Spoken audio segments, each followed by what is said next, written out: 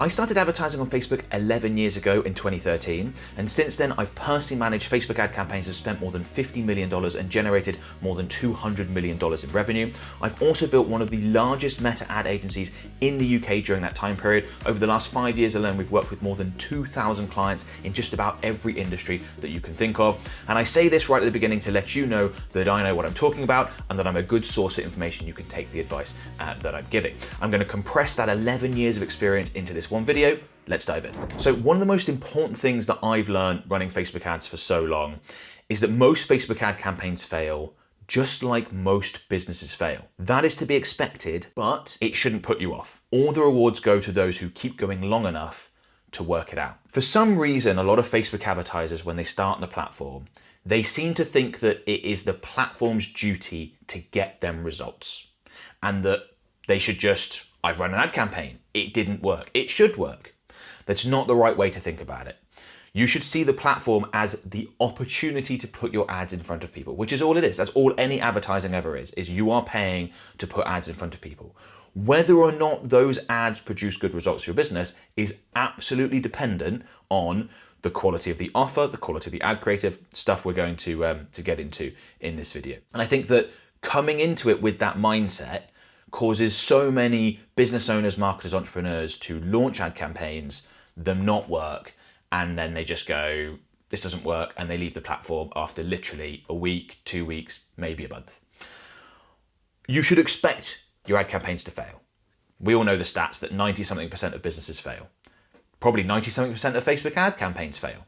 That's fine, because you could have 10 failed campaigns and one campaign that absolutely smashes out the park, and that one campaign is so beneficial to your business, it's so valuable, it can be scaled, it can allow your business to scale, it can completely change your business in terms of where it's going and its trajectory, completely change the life of the business owner, the entrepreneur that's running that ad campaign. So it is absolutely worth going through those first 10 failed attempts, let's say, and it might be more, it might be less, it varies for everyone, to get to that one that works really well because it is so valuable. So I think if people approach the platform thinking, I'm going to try my best here, what I'm doing right now is likely to not work, but I'm just going to keep going until I work it out. Because I know there are other businesses advertising this platform. I know that some of them are successful. I can see that they've been running ads for a long time. Again, I'll explain more about that later on. So it must be working for them. I just need to keep going until I can work it out, and it will be completely transformative to my business. I actually think that psychology is absolutely how you should approach a business as well. If you've got a new venture, it's like, I'm going to keep going until this works. I think that's really valuable, but definitely applies to Facebook advertising.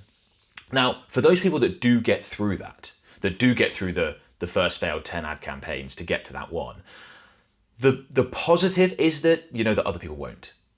Other people will have the attitude of, well, I gave Facebook money, I should just get results, and that's silly. Facebook's just offering a service which is put your ads in front of people. They're not offering results. They're going to try and help you get results, but they're not selling results. They're selling you exposure. It's up to you and your ads and your campaigns to get those results. But because other people have that attitude and they're going to try it for 2 weeks and leave, that is a massive competitive advantage. Like you end up in the top 1% just by sticking it out for a couple of months because so many people drop off, which for those that stay is great, which is why I said all the rewards go to those who stay long enough to work it out. You have to keep testing, you have to keep trying, you have to keep trying to improve things, but if you just keep going, you can work it out. We've got so many scenarios with clients where they come to us because they've tried advertising and things aren't really working and they think it's a viable channel for them and they do a bit of this and a bit of that. And first few campaigns that we launch, okay, these didn't work. This is not the right angle to take. This is not the right creative. This is not the influencer we need to work with. Right, we need to come up with a different angle here. We try again. And then we find something that just is 3 times better in terms of performance than anything previously. And it changes everything about the business. That really can happen. But you got to keep going to do it. Okay, I've got a number of points, by the way. I'm going to just make my way through them as I go. Amateurs focus on reducing cost to acquire a customer. Experts focus on increasing lifetime customer value. Now, this is a broader business point, but absolutely applies to Facebook and Instagram advertising. It is really key. I see so many business owners running Facebook ads, and they are obsessed with reducing their cost per conversion, cost per result, depending on what they're optimizing for. So let's say you're generating purchases for $50 each. and you really want to get that down to 40 because that would help make your campaigns a lot more profitable. And you're trying all these things and testing it, and all that's great. But actually, it might be a much higher leverage move for you to take the opposite approach and leave your ads where they are for the minute. Leave that at, okay, it's costing us $50 to acquire a new customer. We're currently generating, let's say, $100 per new customer. We've got a 2x return on ad spend. Instead of trying to reduce that cost per conversion down, you could instead keep that where it is and look to increase your lifetime customer value. It's usually a lot easier to take your lifetime customer value from, say, $100 to $110 or $120 than it is to take your cost per conversion from 50 down to 40. There's only so low your cost per conversion is going to go because it's a competitive landscape and there's other advertisers and they're going to bid up the price.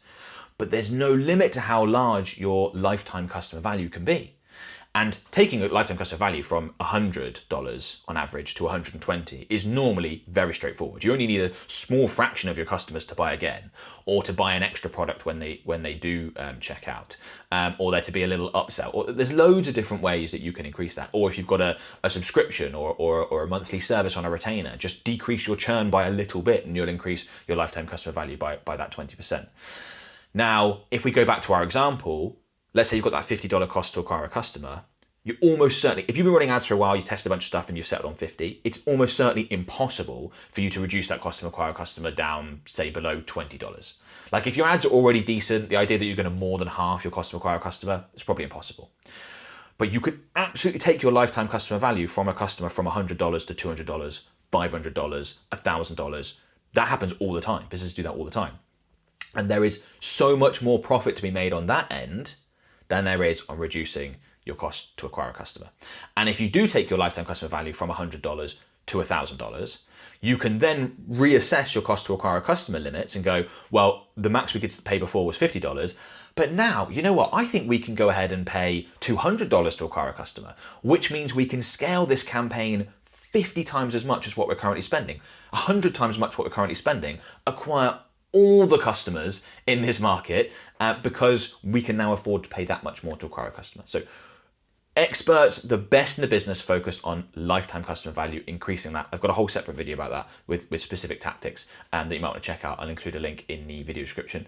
But the more and more I look at businesses that succeed on using Facebook ads over the long run and able to scale, it's because within their industry, they have above average lifetime customer values.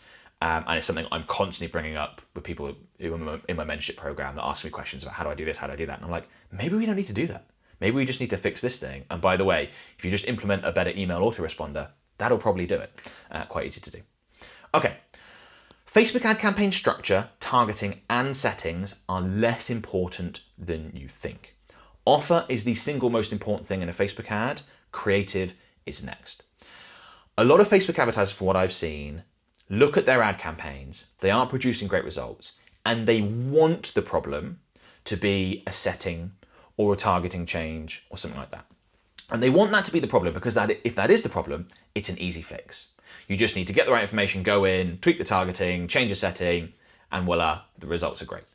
The way Facebook advertising has gone in that the results are, in Meta is so much more sophisticated at being able to get us results with more open criteria. So open targeting or hybrids like Advantage Plus Audience and things like that.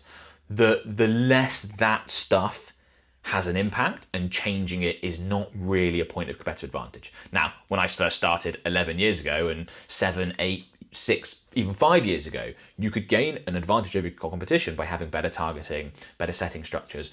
And unless you're making a really big mistake, so unless you're advertising to too small an audience, or you've messed up your settings and you're only using the audience network or something along those lines, unless you're making a big mistake, there's probably not much competitive advantage you can gain from tweaking things like targeting settings, campaign structure, and things like that. Really, where the massive competitive advantage is in the offer.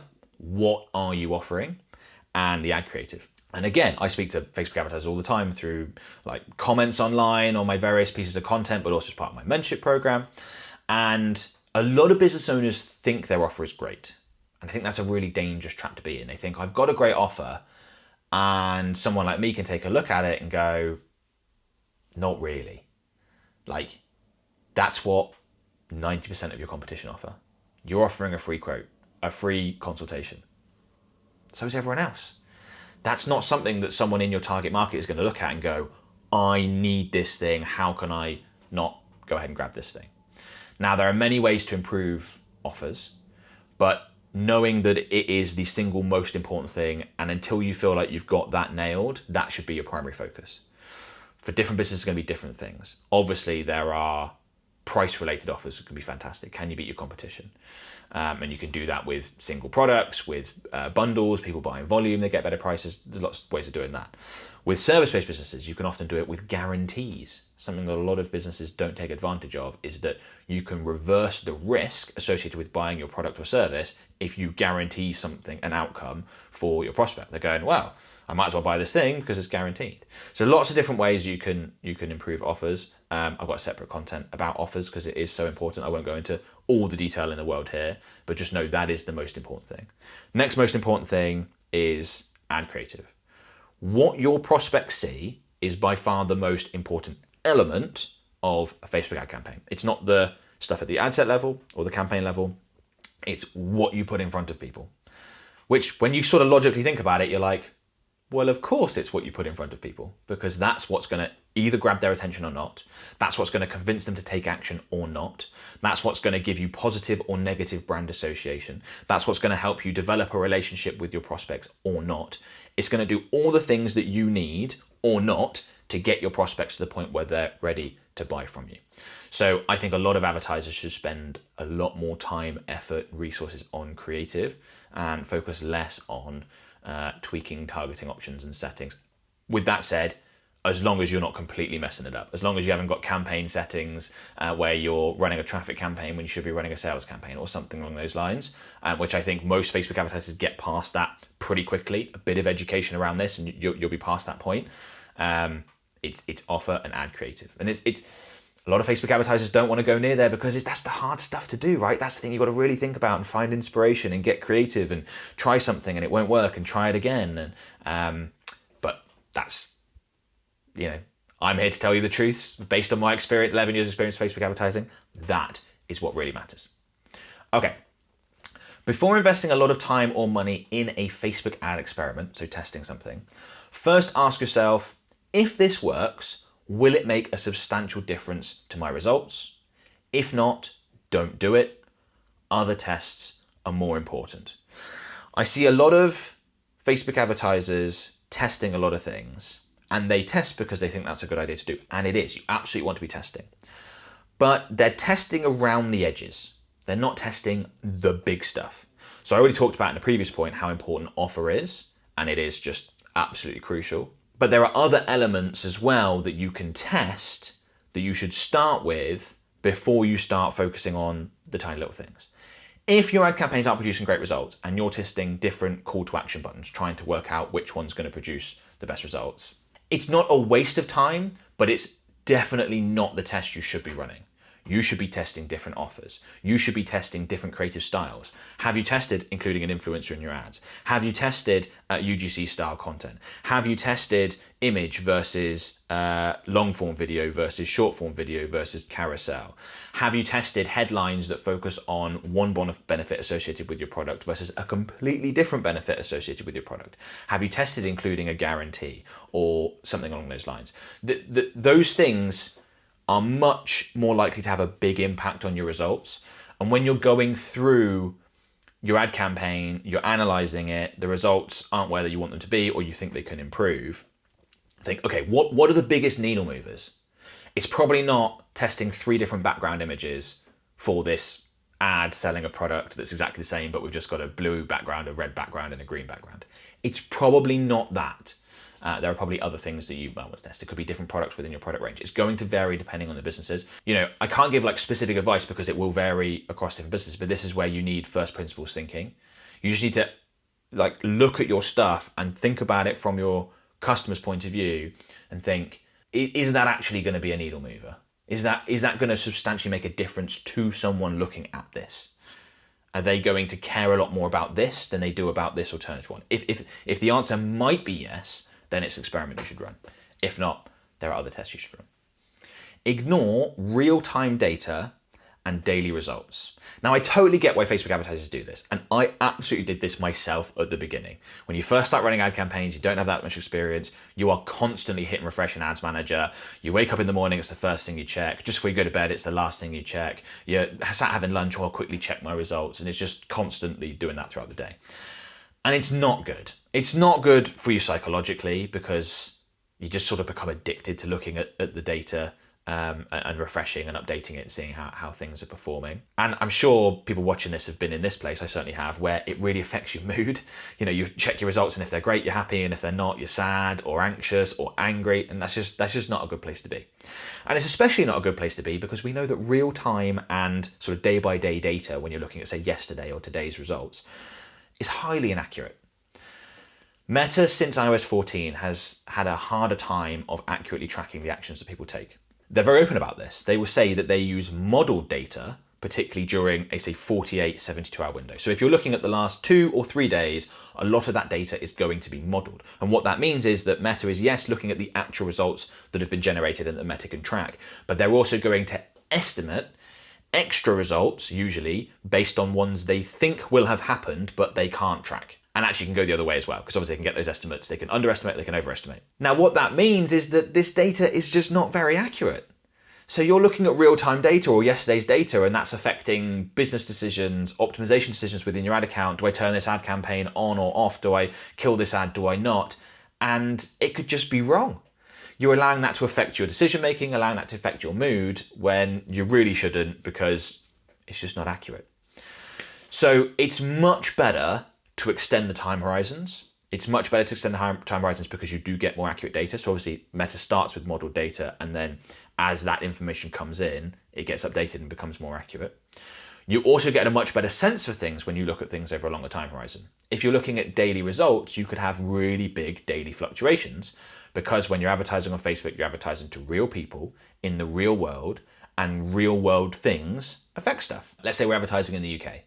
And I give the UK as an example because the UK will typically have, it's a small enough country where it will typically have one weather. So if it's a really nice day or a really bad weather day, it's probably that for the whole island, or the whole country, I should say. That can absolutely, like if you look at yesterday's data and you're like, my fur coats aren't selling very well. It's February, they should be selling really well. Yeah, but what if that day was bright blue skies and warm and people were outside? They're not thinking of fur coats. Probably sunglasses sold really well, even though days in February normally aren't great for selling sunglasses. So when it comes to daily fluctuations, things like that, big sporting events, news events, all sorts of things can get in the way that can affect your results. If you extend out the time horizons, those are smoothed out and you get a much better trend.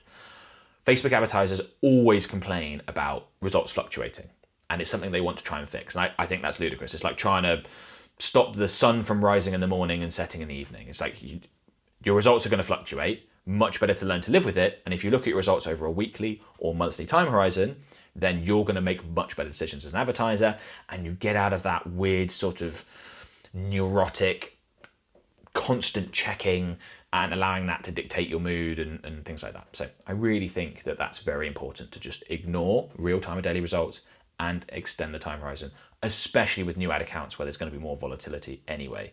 But even for more experienced ad accounts, get yourself at least out of that 48 to 72 hour modeling window so you have more accurate data. Okay, if you can choose which market you operate in, and there'll be some people in this watching this video that they haven't yet launched a business, or they're a marketing agency, can choose which clients to work with, or they're thinking about starting a new business or a new product range, something like that. But if you can choose your market, go for high average customer value and local. We talked earlier about the importance of lifetime customer value, and how increasing that is a fantastic strategy and something that a lot of Facebook advertisers should focus on a lot more. There are markets that just naturally have a much higher average customer value than others. If you are an interior design company, your average customer value is probably really, really high, because people only hire interior designers to do extensive work to their property, or to redecorate, or whatever it happens to be. If you are a car wash, your average customer value is normally going to be really low. People come in, get their car washed, pay a bit of money, and that's more or less it. So if you can choose, go with higher average customer value. And the reason why is because every advertiser with all the different business models are competing within the auction when they're running ads on Meta. And if certain advertisers in certain industries can pay a lot more to reach people than others, because on average those people are worth a lot more to their business, they will bid up the cost of advertising. So every now and then I'll speak to a business owner that says, oh, I sell a product for $15. I need to get my cost per purchase down to $7 to be profitable.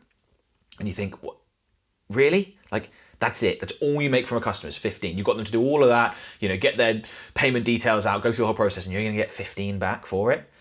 Whoa, that's so tough. And a $7 cost per purchase, okay, in some rare circumstances, it's going to be possible, but even if it is possible, it's only going to be at small scale. You're not going to be able to scale that up, and it's rare that you're going to be able to achieve that anyway.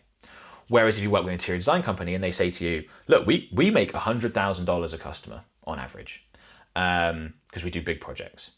So you know what? We could afford to pay $5,000 to acquire a new customer. And you're like, oh, how easy is that? If they convert 1 in 10 leads, we could pay up to $500 per lead. It's really hard not to make that work. It's so easy to make that work. You're like, oh, we're getting you leads for $75, which would be quite an expensive lead cost on Meta, $75. That's way, way, way less than they can afford to pay. So that would be the first part. Second part is choose local. It's much easier to win if there's far fewer competitors. It's a really obvious statement, but most things in business, Facebook advertising are really obvious, but we all just need to be reminded, like me too, be reminded of these things. The downside to advertising a business that operates locally is that there are limits on how much you can scale that. But the upside, particularly for relatively new Facebook and Instagram advertisers, is absolutely huge. I've spoken to a number of businesses that have started, let's say, gym clothing businesses, apparel businesses. And I'm like, okay, what's your target market? And they're like, the whole of the US. It's like, okay, you're competing against Nike and Adidas and Reebok and some of the big, it's like, this is going to be incredibly difficult. They have all the brand weight behind them, budgets that will smash you out the park. That's just so difficult. But if alternative business, let's say you live in a town with a couple 100,000 people and you're a funeral home, how many other funeral homes are advertising on Facebook and Instagram in your town? Maybe none. So just by putting an ad on there, you might be the best Facebook advertiser in the town. If there are a couple advertising, how good do you think their ads are? Probably pretty rubbish, if we're honest. I imagine you could watch like literally one of my tutorial videos and know enough to be able to produce better ads than your competition in that local town. So you can become the best Facebook and Instagram advertiser for that funeral home in that town of 200,000 people with a day of training, effectively, a day of educating yourself and having a practice. That's a much, much easier to market to win. Now, as I said, the downside is it might not be scalable because you might think, oh, well, yeah, but with the sports clothing business, you could turn that into a $1 billion brand and you're not going to be able to do that with a local funeral home. And sure, I get that point. The funeral home, if there's 200,000 people there, you're probably talking a market in the tens of millions. So like there's plenty of business to be had there. And you could then open a funeral home in the next town and the next town and the next town. You could build a $1 billion business for sure. So yes, it might take longer in terms of scalability, but it is possible. But I see a lot of new Facebook advertisers biting off way more than they can chew, going in to a market where it's like, I don't think you realize that you've just started playing soccer and you're playing in the Premier League. Let's start you at the absolute lowest rung with a little 6-a-side game and we'll train you up. And then once you're one of the better players there, then you go to the next level and you train you up. And once you're better players, you go up to the next level and you go to the next level. You can go up markets, but just start with something much, much easier. So it's way easier to do to get great results if you've got high average customer values, just naturally in an industry. I'm not talking about you being expensive in your industry. I'm just saying some industries, people spend a lot more than they do on others. And if you can go local, that's beneficial. One more point I want to make around the local. When I say go local, I'm not talking about a business where you can sell nationally, internationally, but you've chosen to be local, because that doesn't work. Because let's say you've got a sports clothing business and you say, oh, I'm only going to advertise to the city of Dallas. Right, yeah, but Nike might be advertising to the whole of the US and they will also be running ads in Dallas because they can service that area. I'm talking about businesses where the product or service that you offer can only be delivered locally. So with the funeral home, most people obviously are going to use a local funeral home if they've had a relative pass away or something like that. You're only competing against the ones that are local. for the most part. There might be some rare occasions, but for the most part, you're only competing against the ones that are local because it can only be delivered in-person local service in that case. That's a distinction there that I want to. It's about reducing the amount of competition and picking markets that are really, really easy. Okay, next. Exceptional lead follow-up is more important than exceptional lead generation, and your competitors aren't doing it. Now, we work with tons of businesses that are looking to generate leads. That's what we're running ad campaigns for. And we've had this scenario happen dozens of times where a client will say, look, we're currently generating leads for about $15. We really want to get that down to about $12 each. And we'll go, okay, we'll do our best to make that happen. There's a lot of things that can be done. We're testing and trying to improve things all the time. But why do you want to reduce your cost per lead by that? What are the economics behind that? Okay, well, when we factor in our lead costs and, let's say commission to the sales team or whatever, we're currently operating at about a 4-to-1 marketing spend. So for every dollar we spend, we get roughly 4 out in top line revenue. We really want to get that to a 5-to-1. That might be a target that speaking to like a marketing manager might say. One of the things that we will now ask, because we had this experience maybe a couple of years ago, and since then it's like something that we try and drill home to all our clients, is how quickly are your sales team contacting new leads, and what's the frequency of contact?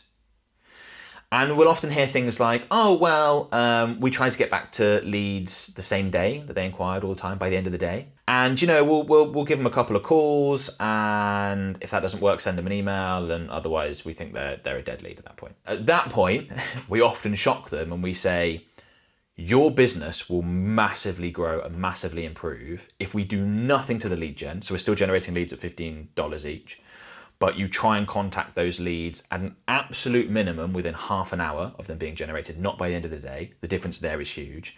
And ideally within 5 minutes. So ideally you'd have people there waiting. Lead comes in, bang, they get a call, 60 seconds, 2 minutes later.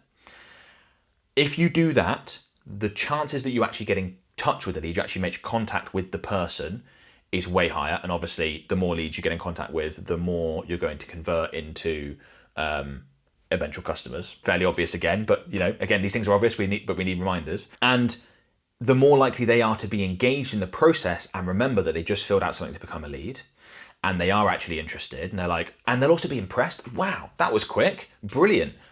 These guys are on it. It's an indication that you're going to deliver a fantastic service. So that's the first point, is try and contact them literally as fast as possible, within 5 minutes ideally. That might mean you need an extra sales rep or two to be able to do that, depending on the structure of business. But it'll probably be worth it. In many instances, it will be, because of the added contact rate, like I said. But then also it's follow-up rate. So let's say you try and give them a call and you don't get through. Okay, well, instead of giving them a call the day they become a lead and then another one 2 days later, and then the next morning you send them an email and then you just give up, instead of doing that, how about you try and call them every day, twice a day for 14 days after they become a lead? And then also sending emails and also sending SMS messages and just doing everything you can to get in touch with this person before you fully go done. And if they message you back and they go, just stop calling me, this is annoying, great. You've done your job and you've had aggressive enough lead follow-up. Now, I can think of numerous cases where we have advised clients to do this, and they haven't taken it, to be fair. But I can think of numerous cases where we advise clients to do this and they have taken that advice. And there, I gave a previous example where they want to improve their overall return on marketing from a 4-to-1 to a 5-to-1. And by just implementing those changes to lead follow-up, exceptional lead follow-up, they've gotten 3 times the revenue from the same amount of leads being generated. So instead of going from a 4-to-1 to a 5-to-1, by getting their cost per lead down a little bit, they've gone from a 4-to-1 in return on marketing to a 12-to-1 in return on marketing, with no more leads generated and the leads costing the same amount, which is just business changing in a massive way. And again, also, if you're now operating at a 12-to-1, you know what else you can do? You can say to your agency, they can come back and say to us, you know what?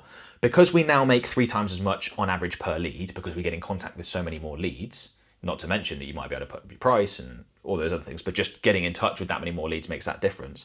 We can actually now afford to pay $25, $30, $35, $40 a lead, which means, by the way, instead of spending $10,000 a month, we'd like to spend $100,000 a month next month and massively scale. You might not be able to do it that quickly because you need capacity, but you see what I mean? You could spend way more and scale way more because you can afford to pay that much more from a lead, not because of anything to do with your ad campaigns, not even because of anything to do with your service or improving it or reducing churn or anything like that, just because you are getting in touch with a much larger percentage of your leads, and you're doing so that much quicker when they're that much keener, so you get the conversion rate up so much more.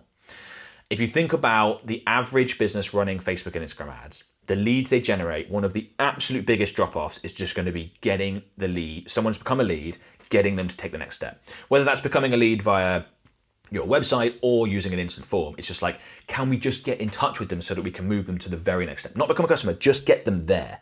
And if you think about, the flow of your sales funnel, that's going to be a huge drop-off and therefore a huge potential for opportunity.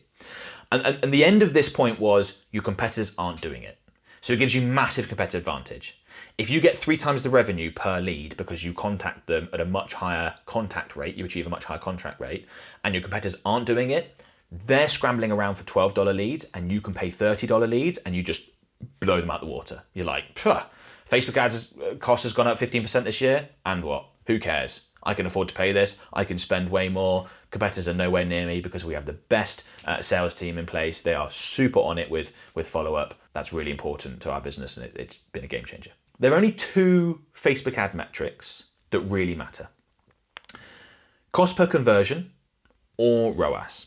And most businesses only want to focus on one of them. It's going to depend on your business. So if, for example, you are an e-commerce business and you are able to track pretty precisely using something like Shopify, the average order values that are going through, you can look at your ROAS number and you can use that to make decisions and work out if ads are working, if the overall campaign's working, if there's been an improvement or drop off in results, things like that.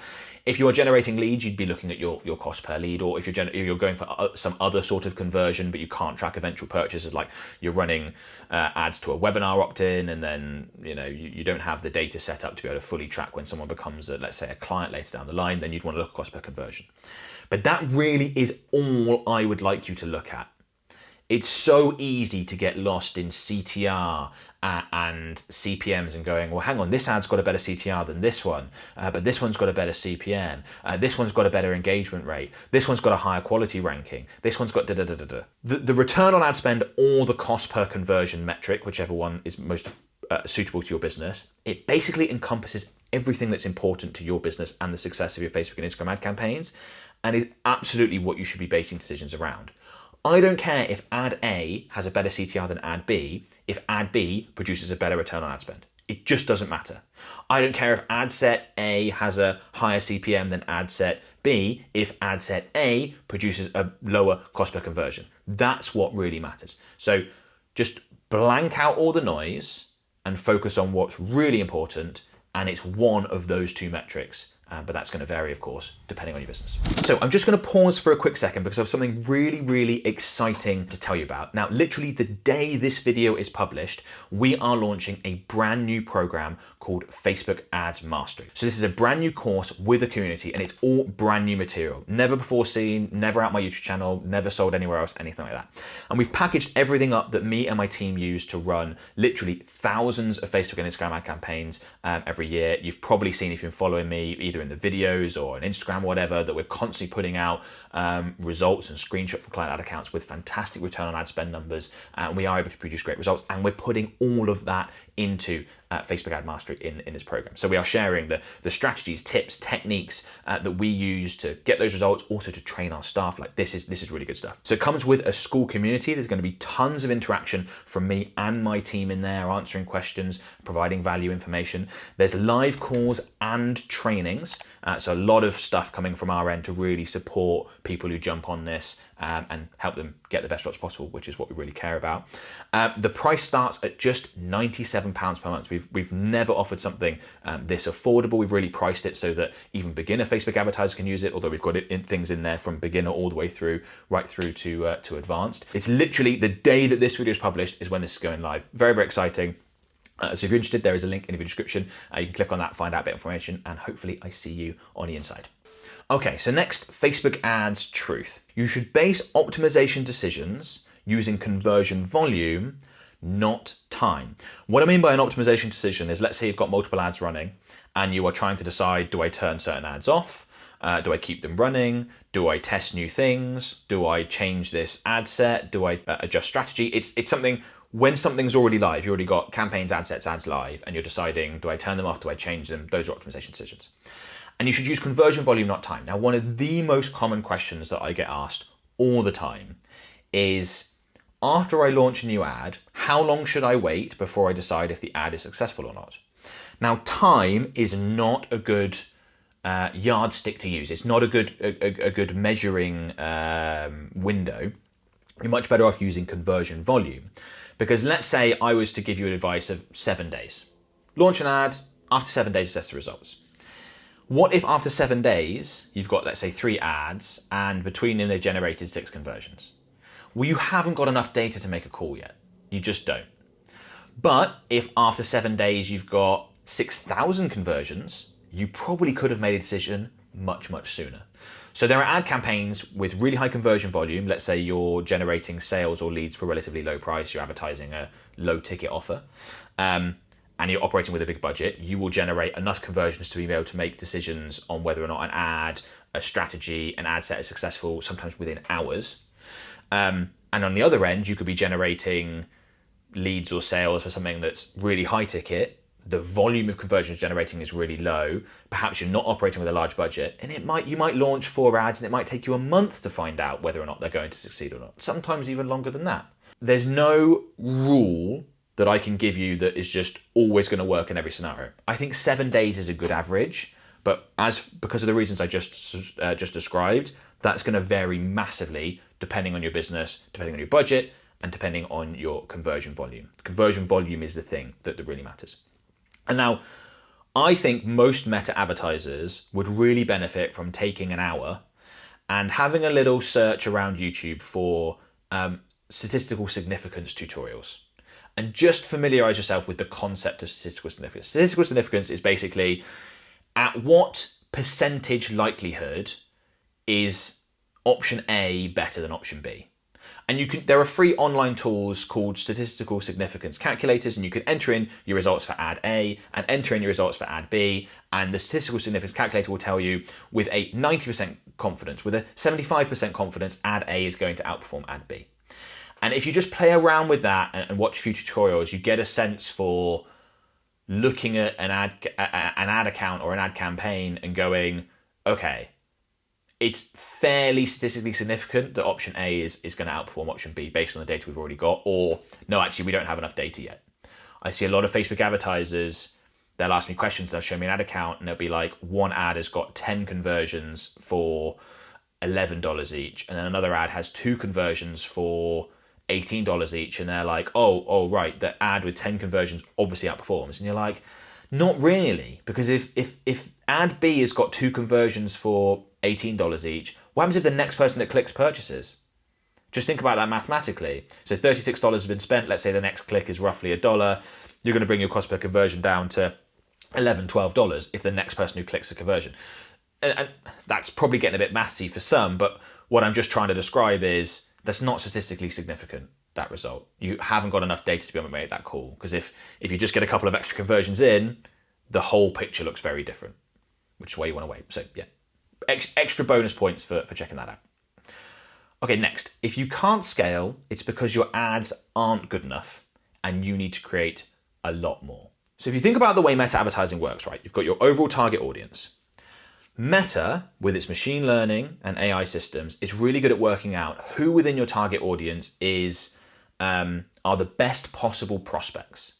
So let's say your overall market is 1 million people, and you're spending enough to have ads be put in front of 10,000 people a day, 1% of the audience. Meta is going to find that 1%, more or less. And what a lot of meta advertisers will see is they're advertising, spending enough to reach 10,000 people, and they're getting really good results. And their cost per purchase or their ROAS is fantastic, and they think, great, if I spend 10 times as much, this is amazing, I'm going to get 10 times the results.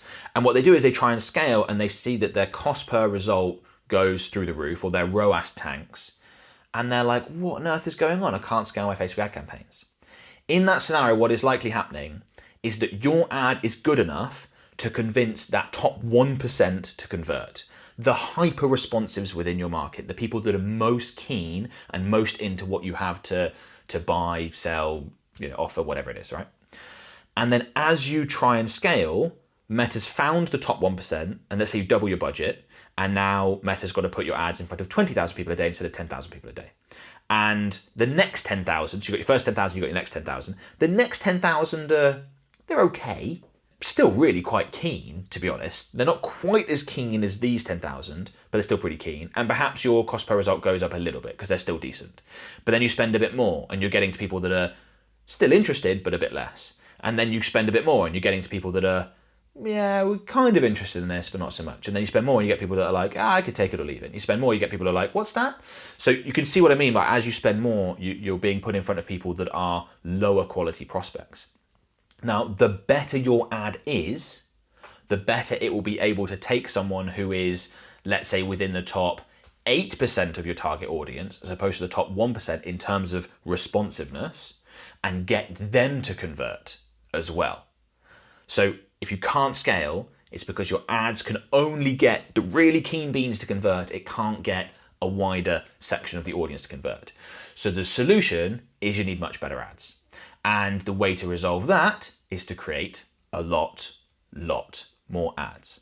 So let's say, given the example we've talked about, it's converting really well to the top 1%. And let's say you've created 10 ads, and one of your ads is doing all the heavy lifting. It's what normally happens, right? One ad's going to be the best performer, and that's what's getting most of the ad spend. So you've got a 1 in 10 ad that is good enough to produce great results from 1% of your target market. To get great results from, let's say, 5% of your target market, so to be able to 5x your ad spend profitably, you might need a 1 in 100 ad. And when I'm saying 1 in 10, 1 in 100 is like, if you created 100 ads, the very best one. Now, a 1 in 100 ad is better than a 1 in 10 ad, usually, right? But you need to make 100 ads to get to the point where you've got a 1 in 100 ad.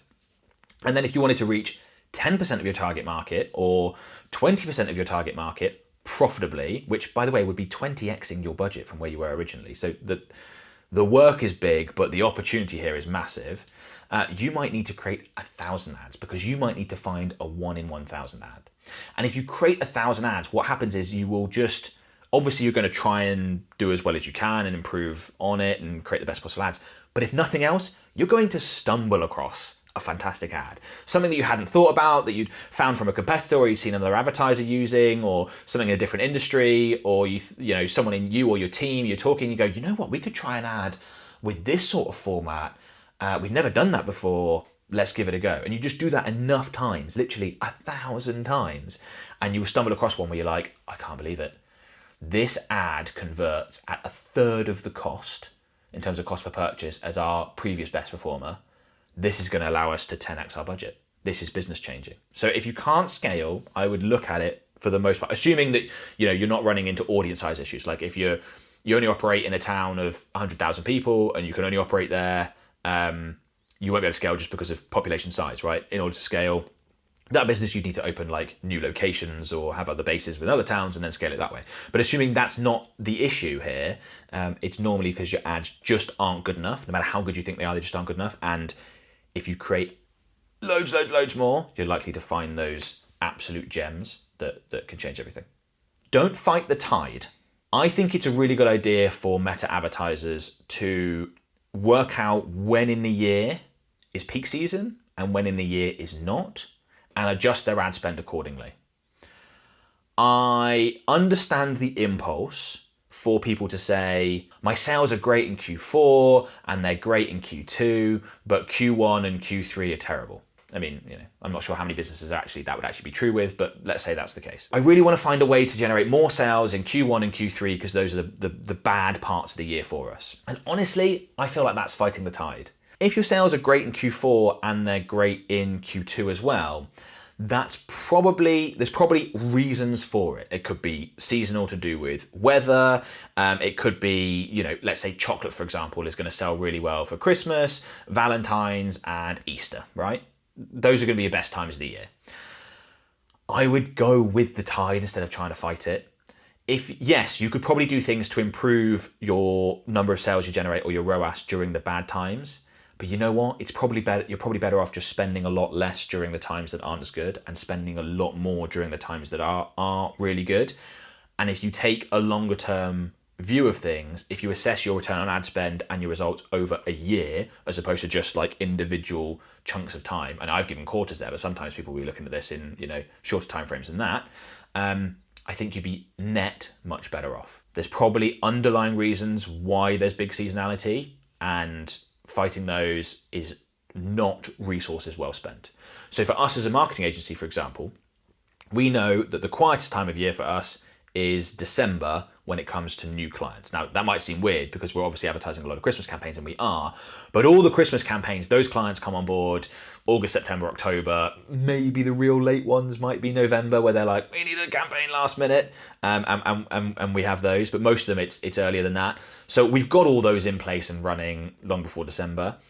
So we're not creating, we sign fewer clients during December than any other time of the year, new ones. We've obviously got a lot of campaigns that we're servicing, and we just know that that's the case. Like, that just is what it is. So if like people on our sales team want to take time off, December's a great month. We don't always just keep them to that, but you know what I mean? Like, there are things we can then prepare our business around. We know that because we're not having new client signups, there's likely to be a revenue dip during December that'll pick back up again in January.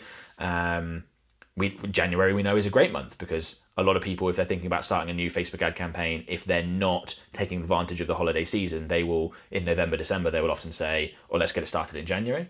So January is a great time of year for us. There's less advertiser activity as well. So CPM's often cheap, which means we can get great results often for a lot of businesses during that time of the year. So we know that in our business, and we're not trying to fight it. We also see a bit of a dip during sort of July, August, when a lot of people are away on vacation. Again, for the same reasons. Not as significant, but it happens. So we just know that, and we plan accordingly. So we're going to put more effort into our marketing during the months that are great, spend less on, say, retargeting my audience to get clients and things like that during the months that aren't. Brand is the greatest Facebook ad hack by far. Hacks like we tweaked a setting and it changed, it 10x'd our results, just aren't really true anymore. The one that is true, the hack that is true, is brand. Brand is so powerful. So I think I need to quickly define brand and then explain how you can actually use this and how it can impact your results. So brand is simply the association that your prospects make with you or your company, positive or negative. That's what your brand is.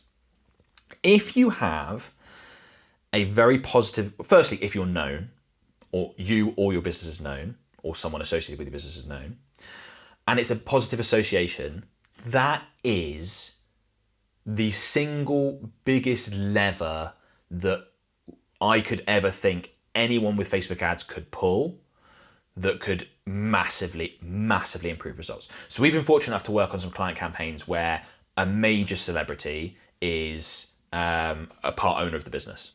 And I can't talk about the specifics because these are all NDAs and things like that. But we've run so many campaigns now that we often have quite comparable results. So like if we're entering into an industry, we'll be like, well, actually, we worked with 2 other clients in this exact space or very similar spaces. We know that the average cost per purchase or ROAS is going to be a 4-to-1 if the campaigns are performing well within this industry. We have those sort of benchmarks now. And then we've had examples, I can think of 3 off the top of my head, where a major celebrity has been involved in the business. They've been the ones to put together they've been involved in all the ad creative, like they're featured, they're promoting it, all that sort of stuff. And instead of the 4-to-1 average, we could see a 10-to-1, a 12-to-1 ROAS with like basically the same, but just that person being involved. And it is so valuable to be able to leverage that brand. I've seen that personally. And if you follow my content, you've probably seen the benefit that me, or just think about the people in marketing and business that you follow, right? How beneficial do you think their personal or company brand is to the results of their business? So like when I first started my agency, I would do well if I would get 1 or 2 new leads for clients a month when I started it 8-9 years ago. And I was doing all these things like networking meetings, and obviously I was running my own ads and like struggling to get things to work, right? When I didn't know what I was doing in the beginning. Now, because of the personal brand I have, about 800,000 followers, subscribers across channels, we generate something like 12 leads a day for done for you agency services. And we have a whole team of, 50 plus people to be able to service that sort of, obviously we only work with a relatively small fraction because there's a lot that don't meet the criteria, but like, to be able to service all those clients, things like that. That's based on my personal brand.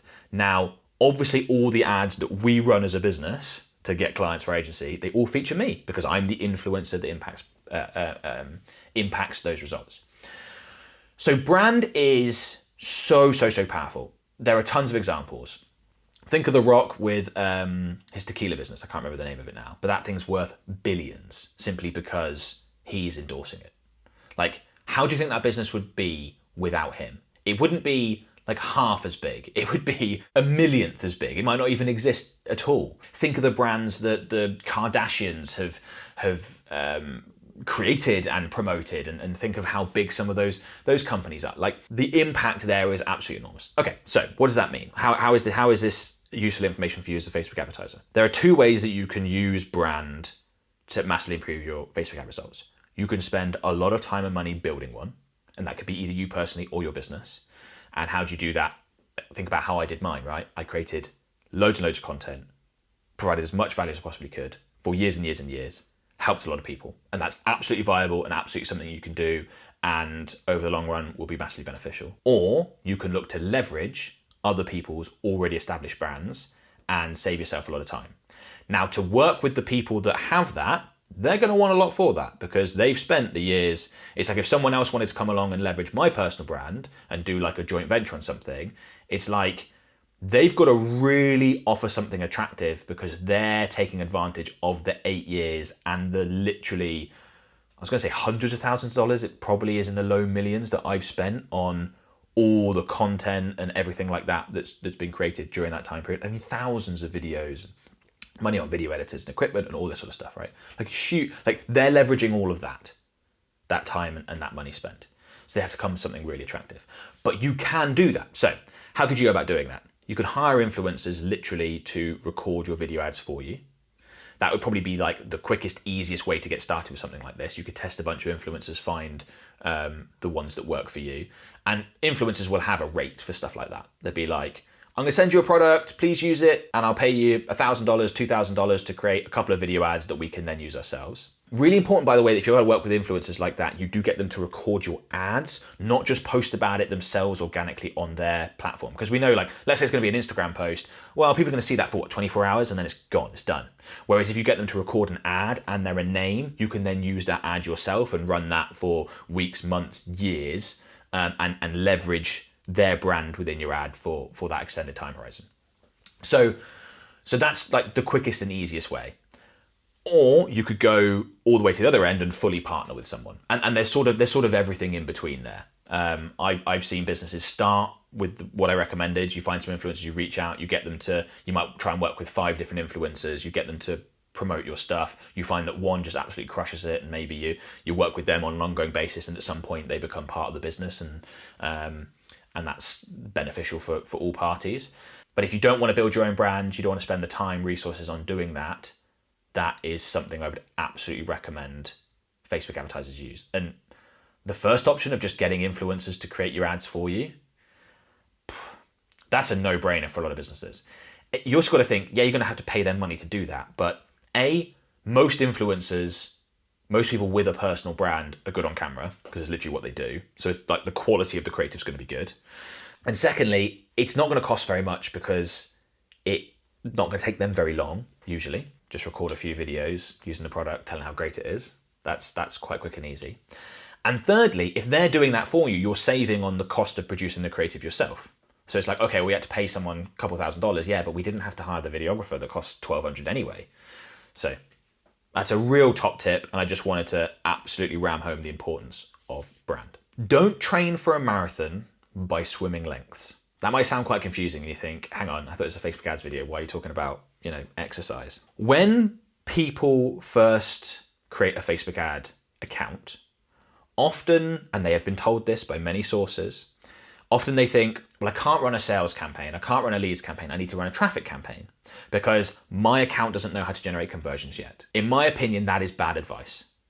That is like taking someone who doesn't run and training them for a marathon by getting them to swim. Because if you run a traffic campaign, what's a traffic campaign going to get you? Clicks.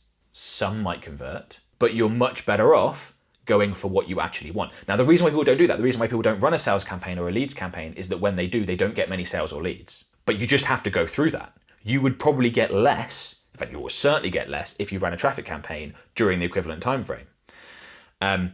Just like if you take someone who doesn't run at all and you want to train them for a marathon, when they first start running, they're going to be rubbish. And they're not going to be able to run very far, and they're not going to be able to run very fast, but they have to go through that to get better.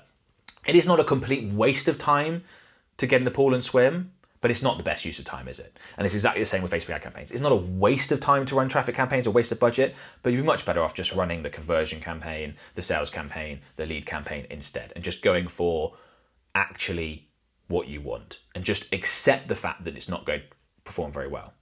Now, the reason, unfortunately, why this is recommended by people, including Meta reps, which I don't really like, but they do that, is if you run a traffic campaign and you're optimizing for link clicks or landing page views, in the result column, you're going to see a bunch of stuff. And it's just a simple little psychological trick where you go, well, hey, I generated 112 clicks. My campaign is doing something. Whereas if you generated, you might have generated 112 clicks, but only 3 purchases. Whereas if you run the same conversion campaign, it might do better during that time period. I bet it will. Let's say it produces 5 purchases, but in that result column, you spent a bunch of money and you get 5 purchases. Yeah. 5 in the result column? I'd much rather see 112. But that is misleading. So it's an analogy I've used quite a lot.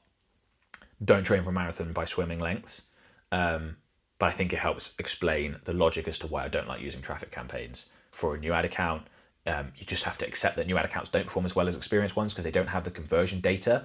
Meta's machine learning processes aren't trained up on it yet, but you can get them there.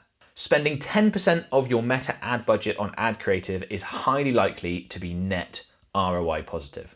It's very common for Meta advertisers to put basically all of their budget into the ad spend. Produce some fairly average looking creatives on Canva, or repurpose something that just isn't fit for purpose, a creative asset they already have, and throw it out there and just spend a load on ads. If you just took 10% of that budget, so let's say you're spending $10,000 a month, right, on ads, and you take 10% of that budget, so $1,000, and you hire a photographer or a videographer or a video editor, I bet that if, hire a good one, if what they produce is quality, that will result in a much greater improvement on platform than the 10% extra. So if you think about you're spending 10% less on ads, so the ads need to generate a 10% better return on ad spend in order to justify the cost of the creative. So if your ROAS is 2, it needs to go to a 2.2 with the new creative in order for that to work out. It almost certainly will if the creative's good, right? So if you massively improve your creative and you're at a 2x ROAS now, you could easily go to a 3x ROAS or a 4x ROAS. Or more sometimes, depending on the the improvement on the creative side of things.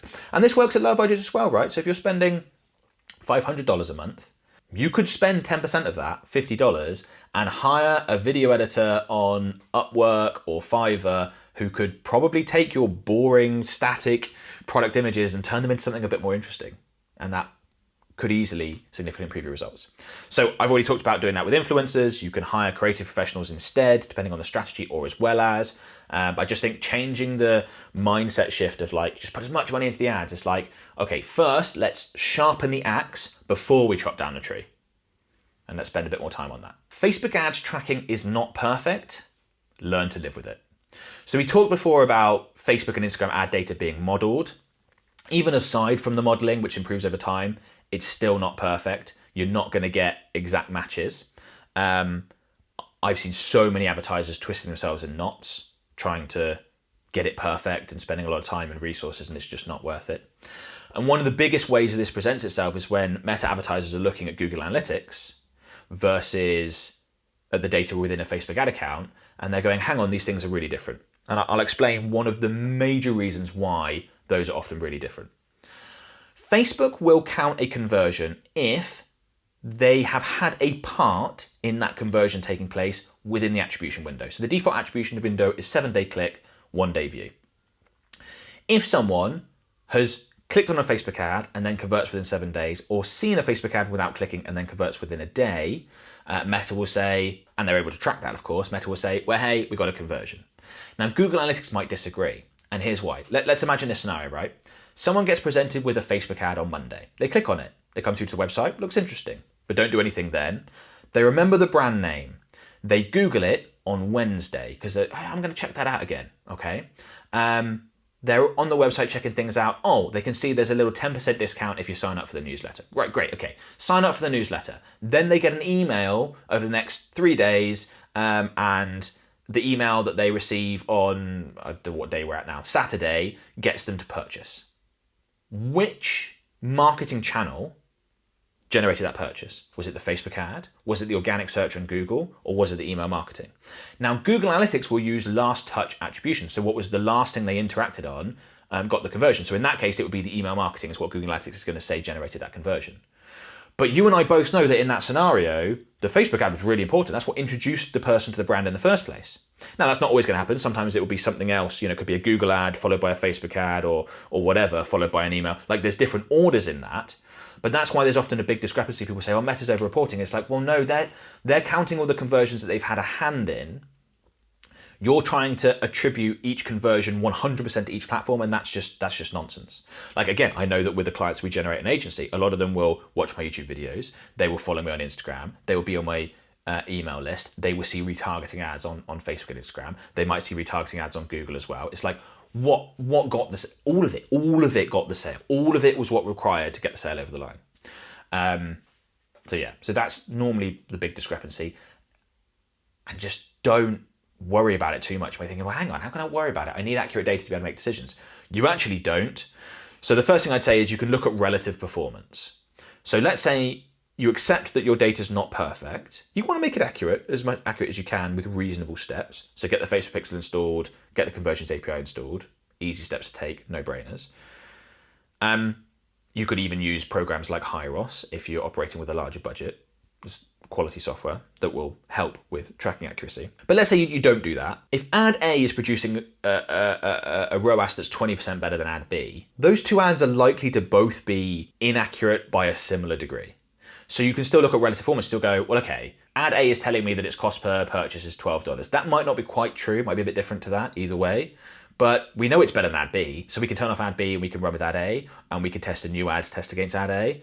You can still make optimization decisions based on relative performance, and then you can assess your overall return on marketing, not just a specific channel, if you've got lots of different channels running and you know that people are having lots of different touch points to get a more accurate picture of how things are performing. And that does require you to take a longer time horizon view with a lot of this stuff, which you'll see is a common theme in the things that I am recommending. So we already touched on this a little bit, but Facebook ad campaigns get more expensive as you scale. So I talked about the audiences.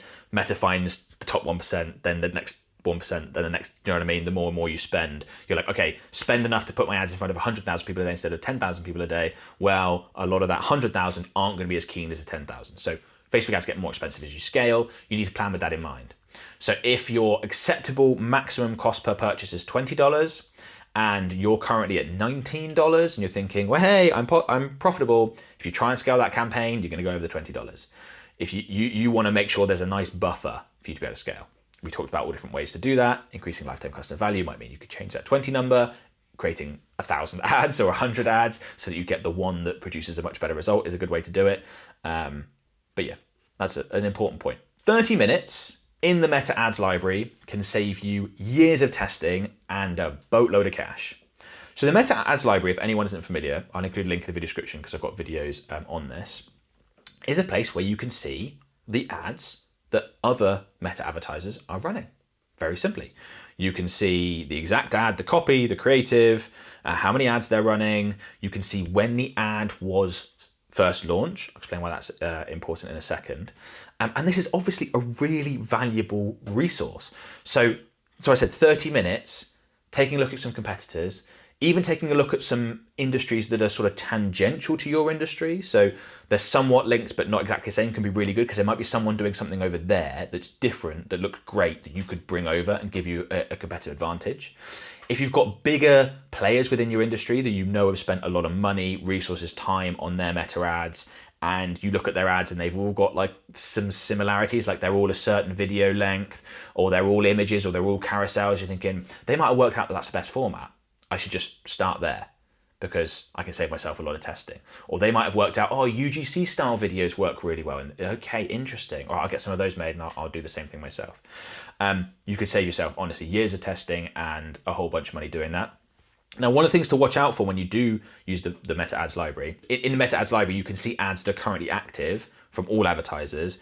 You could also see ads that were active previously but have been turned off if they were either in the EU, as of the time of recording, these rules might change, it might become ubiquitous elsewhere, or if they're within a special ad category: housing, credit, employment, social issues, politics, etc.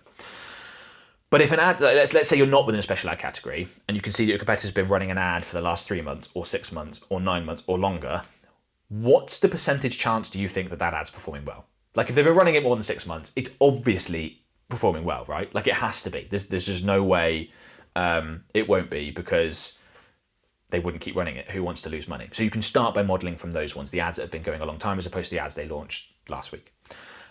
So just a bit of competitive analysis could help point you in a direction. Now, you still might decide later on to test other stuff, but particularly if you're new, going, right, there's probably a reason why my competitors are doing it this way. This ad's been running 9 months. It must be doing well. It's been running 6 months. It must be doing well.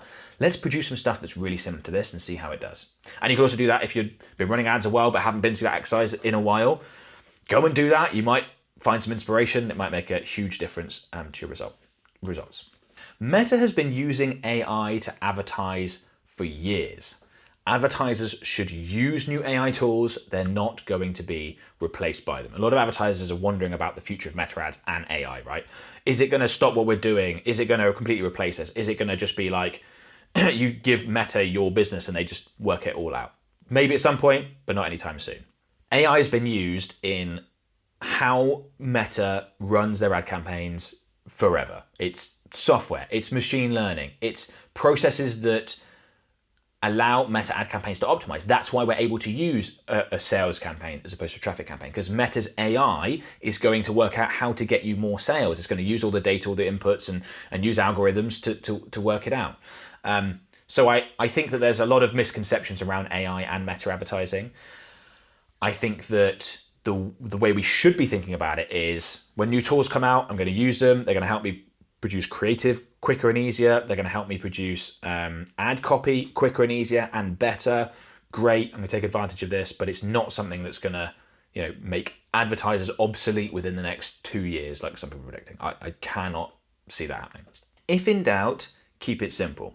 Now, I've seen more Facebook ad accounts suffer from being too complex than I have from being too simple. And this often happens when advertisers have been running ads for a little while and they're testing things and adding, and they think, oh, I've got a sales campaign, maybe I should try Advantage Plus shopping, so I'll add that in. And, oh, I haven't tested dynamic creative yet, let's add in a new ad set. And there's just so much going on and so many different variables that people are testing, that it just confuses Meta's algorithm and doesn't allow them to optimize properly. So if you're in that sort of scenario and you've seen results drop off, you just feel like things aren't working as well as they used to, one of the best ways to address that is simply to turn everything off, create one campaign focusing on your best possible promotion, and it will probably produce the best results, particularly if you use ads that have performed well previously and you're sort of reusing those. It's something that we do with a lot of ad accounts that just become too complicated and just need paring back to something that's a lot more simple. I also think it helps focus the advertiser's mind as well. So instead of you being a little bit focused on this type of campaign, a little bit on this campaign, a little bit on this campaign, it's like, no, we're running this one promotion. Let's make sure it's an absolute banger. Okay, so I think that's just a simple tip that can help de-stress a Facebook ad account and improve your results. Okay, after you create a new Facebook ad campaign, go for a nice long walk. This is similar to what we talked about earlier with not using daily results or real-time data, but I do think it is absolutely a good idea for Facebook advertisers to make sure that after they launch a new campaign, they're doing something completely different. You want to refresh, you're going to be tempted to be in there tweaking and testing and fiddling with this and fiddling with that. It's just not a good idea to be doing that sort of stuff. If you're in the learning phase, it's not going to help your performance. It's almost certainly going to hurt it. So most of the time you want to set a campaign and go do something else that's going to distract you and then come back to it later. It's kind of the same as, like, if you wanted to lose weight, you shouldn't have unhealthy food in the house, because then it's like constantly tempting you and you want it and it's difficult to say no. Whereas if it's not there, it's not there. Kind of a similar logic, right? Get the ad campaign live and then go for a nice long walk or whatever it is that you like doing, or other work that's going to occupy you mentally. Go and get that done, as opposed to just obsessing over the new ad campaign, which I know is very easy to do. And it's easy for me to say that, but difficult for you to implement it. So set yourself up for success and change your environment, or make sure you've got something that's going to occupy you. I think that's a good idea. Facebook and Instagram followers are vanity metrics, but sometimes that matters. Okay, so running ad campaigns to get more followers on Facebook or Instagram is something that we've done more than I think many people would expect. They don't really help that much in terms of then being able to market more on Instagram than on Facebook because you have better organic reach. So there is some value, but it's not normally going to be a best bang for buck. Like if you're like, I'm going to run a campaign to get Instagram followers to then sell to them, you're normally better off just selling to them. But sometimes you need the vanity metric because of whose vanity you are appealing to. A lot of businesses, their prospects want to work with a business that they see as more established, more reputable, sometimes more flashy, depending on the industry. And if you have larger followings, that's going to help with those things. And I've talked about it being that's appealing to your prospect's vanity. That's probably a little bit too cynical. Sometimes it is. If you're like positioning yourself as a very flashy, high-end luxury company, sometimes it is appealing to their vanity. But other times it is, it's an important thing to the business and they just want the proof that you know what you're doing and they want you to look credible and established and things like that. Well, if they come through to your Facebook page and you have 45 followers, you don't look like much of an established business. And if you're selling something that requires quite a bit of trust, that might be a sticking point. But if you have 45,000 followers when they come through, or even 4,500 followers, that's going to look a lot better and that might help you make the sale. Again, it's going to depend on your business a lot more. If you're selling a low e-commerce product, it's less important than if you're selling, insurance or financial services, right? Where people really want to work with very established companies because they want that trust factor, but definitely something to think about, okay? If people can buy similar products to yours from Amazon for less, your campaigns will not work. You have to remember you're advertising in a competitive landscape and you're advertising to real people who are going to make logical decisions. If they can see your ad pop up and be like, oh, I haven't thought of buying a product like that before. This looks fantastic. I'd be really interested. I think that would suit my needs really well. Let me just quickly check on Amazon. Oh, they sell these on Amazon and they deliver next day or same day. Oh, and it's 20% less than what this ad was for. They're going to buy that. And this is becoming more and more important as people become more tech literate. Like older and older people are happier doing things along those lines. And there's just a huge trust factor from Amazon. So you just have to remember that you're not advertising. A lot of people think of Facebook ads as a video game where they're advertising to NPCs. No, you're advertising to real people that will make logical decisions. They will check these things out. They will try to do the best thing for them. And that might well be not buying from you. So I think what's really important is that you differentiate yourself somehow. Now you can do that with brand. We've already discussed that. You can also do that by genuinely having a product that is better in some way, has new features, has a differentiating factor so people can't just go to Amazon and buy it for 20% less. This is a real problem with dropshipping. A lot of dropshippers are selling the exact same product, often using the exact same creative as other people. And it's like, that's just a race to the bottom on price. It's probably on Amazon for less. It's just almost impossible to make that work. Now, you could make a business work that uses the drop shipping model, as in you don't hold the stock, it gets delivered directly. Like that can work, but just in terms of you selling a commoditized product that's exactly the same as hundreds, if not thousands of other people, and it's cost less on Amazon, that's not going to work. You need to find a way around that. Not unless you have a huge brand to promote it, and even then, that's even with that brand power, which is the ultimate Facebook ads hack, the success you see is probably still going to be short-lived. So yeah, very, very important. Okay, there is no one size fits all. When it comes to Facebook and Instagram advertising, I create a lot of content. And one of the things I often struggle with is giving people advice and trying to make sure I get all the caveats and nuances in of like, if you have this type of business, you need this. If you have this type of business, you need this. So whenever you're consuming content and you hear about a strategy, you always have to ask yourself, is this going to work for my business? Because the way you sell a $50,000 service is very different to how you sell a $15 e-commerce product. Very, very different. And it's very easy to hear about strategies that work. It could be for my content or elsewhere and think, that's going to work for my business. I'm going to go ahead and implement it. And then you do it, it doesn't work. And you think, oh yeah, but my friend used this and it works so well for them. Why is it not working for me? Maybe they have a very different business. So be very clear on that when you're consuming advice and when you're going through things and implementing various things you might have seen or heard elsewhere, being like, okay, but will that work for but yes, no, that will. That won't, but that will. And I try to be very clear on my content, like this will work for this, and I've been doing it in this video. This will work for this type of business, this will work for this type of business, and you have to put it through that lens. I think that's one of the advantages that I have as the owner of a meta ads agency that works with tons and tons of clients, and we're not industry specific, we're across the board, is that we get so many looks, and there's all sorts of scenarios where we still get surprised, where we're like, this business is really doing better with this setup. That's funny because with a very similar business, we were using this setup and that worked better because we tested it. But this one's slightly, there's a nuance in this market that means this is slightly different. Okay, we need this ad creative format. Okay, I didn't think that would work here. Right, okay. Now, sometimes we know, we can predict, but not always. So I think that's something you need to be aware of, and it can be very, very important. Okay, next. You can't outsmart Meta. It's becoming more and more important to trust the algorithm and not try to find a silly little hack. Like, instead of running a leads campaign to generate leads, I'm going to run an awareness campaign with a fancy call to action that's going to get people to take it. Or I'm going to run engagement instead because that's going to get lots of engagement. It's going to drive down my CPM. That's going to get leads. No, if you want leads, go for leads. If you want sales, go for sales. If you want awareness, go for awareness. If you want engagement, go for engagement. Like, don't try and outsmart the algorithm. Meta is not trying to trick you. They're trying to get you the best results possible because guess what? Meta makes the most amount of money from advertisers if someone starts advertising on the platform and they get great results and then they stay and they spend more. So Meta is absolutely incentivized to get us results. So go with not all, and I'll explain a bit more about this in a minute, not all, but most of their recommendations, and don't try and circumnavigate what they recommend with a lot of the setting. Like, the default position for Facebook advertisers should be to go with what Meta recommends on most things. And then there are a few small nuances that I'll explain later, but most of the time, that's what you want to do.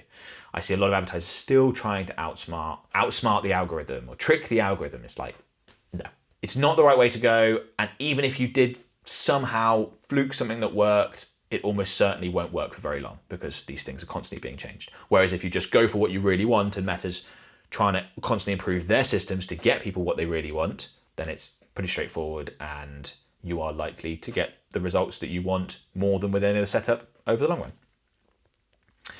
Okay, your product or service might just not be good enough. It's not something that any business owner wants to hear. And when I've had to give this specific advice directly to people, it is awkward and uncomfortable, but I always try and make myself do it because it is what they often need to hear. Sometimes you think your product or service is great and it just isn't. There's just not that much demand for it. If you've been putting tons of resources into creating better ads, you've been trying everything you can and you're not getting any improvement, don't discount the idea that maybe my product, maybe what I'm offering is just not good enough. Maybe they can get cheaper on Amazon or whatever, or maybe there just isn't as much demand. Maybe we need to assess this element. It's probably the last element that business owners want to assess because they'd much rather it was one of the other things that was getting in the way, right? They'd much rather it was a targeting setting or even ad creative because it's much easier to fix than coming up with a whole new product. And we do this a lot with clients where we launch new products for them, like particularly bigger businesses. They'll get a marketing agency like us on board to launch a whole new product range that's never been advertised before. And often they do really well, which is great, but sometimes they just completely flop. And it's like, there's just not the demand for this. Like, the company who specializes in this thing made this product range. They thought it was going to work really well. It looked all good to us as a marketing agency. We thought it was going to work well, and it just didn't. There were things we didn't predict, and for some reason or another, this hasn't landed. Back to the drawing board. We need to change our product, change our service. Don't completely ignore that fact because that might be the answer that you're really looking for, that you really need to get great results. If you advertise on Meta for long enough, your ad account will be disabled. That should not be true, but unfortunately is. It's probably the weakest area of Meta advertising is that ad accounts get disabled when they shouldn't be. It's incredibly frustrating. It could be because you had ads incorrectly disapproved. It could be because someone hacks into your ad account. These things happen. You should absolutely take all the steps you can do to avoid that, by the way, like turn on two-factor authentication and use an authenticator app as opposed to SMS message to a text message to be able to get in. So these things really do help, but you still might get hacked, unfortunately. And even if not, you still might have ads incorrectly disapproved, which might lead to an ad account disabling. The biggest piece of advice I can have around this is just don't let it stress you out too much, and don't obsess over it. Don't worry about it overly in advance. And if it does happen, it's not the end of the world. Just basically like, just calm. Let's just take the stress out of that sort of situation. Because I've seen so many people absolutely panic. Firstly, if it has been disabled incorrectly, you can normally get in touch with Meta and normally get it back pretty quickly. Secondly, worst case scenario, that doesn't happen, or you have broken the rules, perhaps without realizing it, and you're like, they're not gonna give it back. You can create another one. Yes, you're gonna lose some conversion data. Is that ideal? No. Is that the end of the world? Does that mean that you can't advertise? No. You can probably make up for the fact that you've got a new ad account versus an experienced ad account by improving your lifetime customer value by 20%, what we started this whole video with, right? So yeah, it's just something that we have to live with as Meta advertisers. There are obviously steps you can take. Try and make sure you don't get hacked. Try obviously not to break the rules. If you get offered a Meta rep, take the call. Don't necessarily use their advice, but you have a contact that you can contact in case you run into issues. Meta do have chat support available for businesses that are advertising over a certain amount. It's like paying taxes, right? You just, no one wants to do it, but if you want to operate a business, it's going to have to happen. So just something you've got to live with. Okay, Facebook ad budget should have nothing to do with audience size. It should be to do with based on the needs of the business. So a lot of people will be like, I'm only advertising to 20,000 people, 50,000 people because I'm only spending this amount. No, it's not how it works. Just decouple that link. You can advertise to 100 million people with $10 a day. No problem. You can advertise to 100 million people with $100,000 a day. No problem. Like, it's not linked to audience size. Your budget should be based around what the needs of the business are. So what I'd normally recommend, let's say for a starting budget, is you want to find the sweet spot between it's an amount of money that you can afford to lose. So let's say you can afford to lose $10 a day and it's not going to put you in any financial difficulty or your business financial difficulty, then that's a good starting point. If you can afford to lose $1,000 a day, bigger business, and the same situation applies, then great. But you don't want it such a small amount that it doesn't mean anything. So there's normally that sweet spot where you're like, I can afford to lose this, but it'd sting a little. It'd be a bit annoying. Like, I wouldn't want it. Because you don't want it to be so little that you just like, whatever, that just runs in the background. I don't care. It loses money. You're not as engaged. There's normally a sweet spot. So you want to start there, get to the point where your campaigns are performing well, they're nice and profitable, and then look to scale from there, basically. That's going to be a very different amount from different businesses. There are businesses that will start their very first day Facebook advertising with $10,000 a day because anything less would just be utterly meaningless. And what's the point? We spoke to companies before where they're like, look, if we don't generate $1 million in revenue a month from this, it's just, there's no point even having a conversation. You're like, okay, right, that's a different ball game to a lot of smaller businesses. So that's going to massively depend. It could be really small and that's fine. So just decouple it from audience size and think about it according to your business needs is how it works, right? I think the link between audience size comes in because a lot of traditional marketing work that way. If you're advertising in a newspaper, it's like you'd pay for a certain amount of distribution, or TV ads, like you pay for a certain amount of geographical areas. So you're like, well, if you want to reach this many people, it's this much. You want to reach this many people, it's this much. That's not how it works with Meta ads. Nothing allows a business to scale faster than ads that strike gold.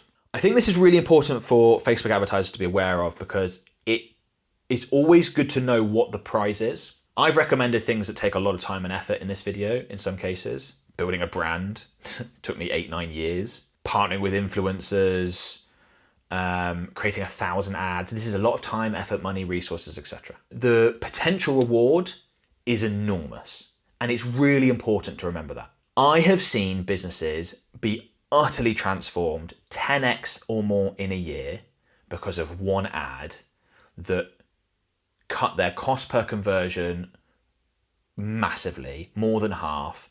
That allowed them to spend 10 times as much. That allowed them to acquire so many more customers that they just exploded. It is absolutely possible with the right ad campaign to do that. It's one of the reasons, by the way, if you've wondered why tech startups always raise so much money, have you ever thought like, why are they like they're in a seed round or whatever, Series A, and they've just raised another $100 million? If you know any details of these tech startups, they're normally pretty lean in terms of headcount. Like that money isn't normally spent that much on team. They're not like a service business that's building out hundreds of thousands of people, and that costs a lot of money. Obviously, some of that money is going to be spent on those things, but a ton of that money when they're raising crazy money is for marketing. It's for advertising, because they know that if they throw an enormous amount of money at advertising to get people to see their thing, it's gonna get so many users, it's gonna allow the business to grow much, much, much faster because of the enormous exposure that they can get. Now, often they're going to do that running a loss for a long, long time, and they don't care, and that's why they're raising money.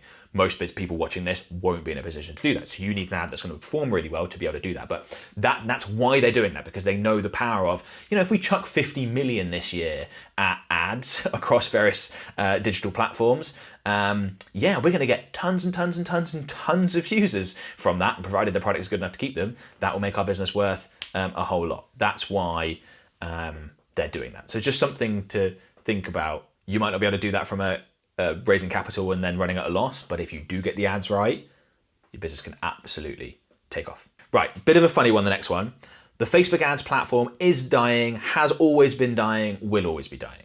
Now, obviously I'm saying that sarcastically, but since I started running ads 11 years ago, there have been comments within the industry, on posts, on videos, people interacting, saying, Facebook ads is dead, Facebook ads is dying. It has always been the case. It was dying in 2014, it was dying in 2015, it was dying in 2016, even though those were like absolute explosion years.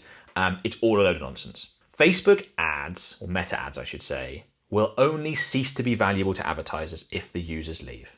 It doesn't matter if Meta's gotten rid of some targeting options or they've tweaked their algorithm or any of that. It will only lose value if the users go, because whilst there are loads of users there, that's what we want. We want to be able to put our ads in front of users. It's more about them than it is about some mythical platform. Now, if the users start leaving, then that's a different discussion. But you can look at the latest data from Meta on this, and it's a publicly traded company. They can't lie about these things. And their users are just going up and up and up and up on both Facebook and Instagram. They're up to, I think, just over 3 billion monthly active users now, with over 2 billion daily active users. I think it might be 2.5 billion daily active users. I mean, just enormous volumes of people. So if you hear that, Facebook ads dying, just ignore it. It's almost every video of mine, someone will say something along those lines. And it's just not true. What most of the time happens is that advertiser's results have dropped off and they don't want to have a look in the mirror and blame themselves. They would much rather blame the platform. They just want to blame someone else. They don't want to go, oh, it's because my product's not good enough. So let's say you take a scenario where someone used to have great results and their results really dropped off.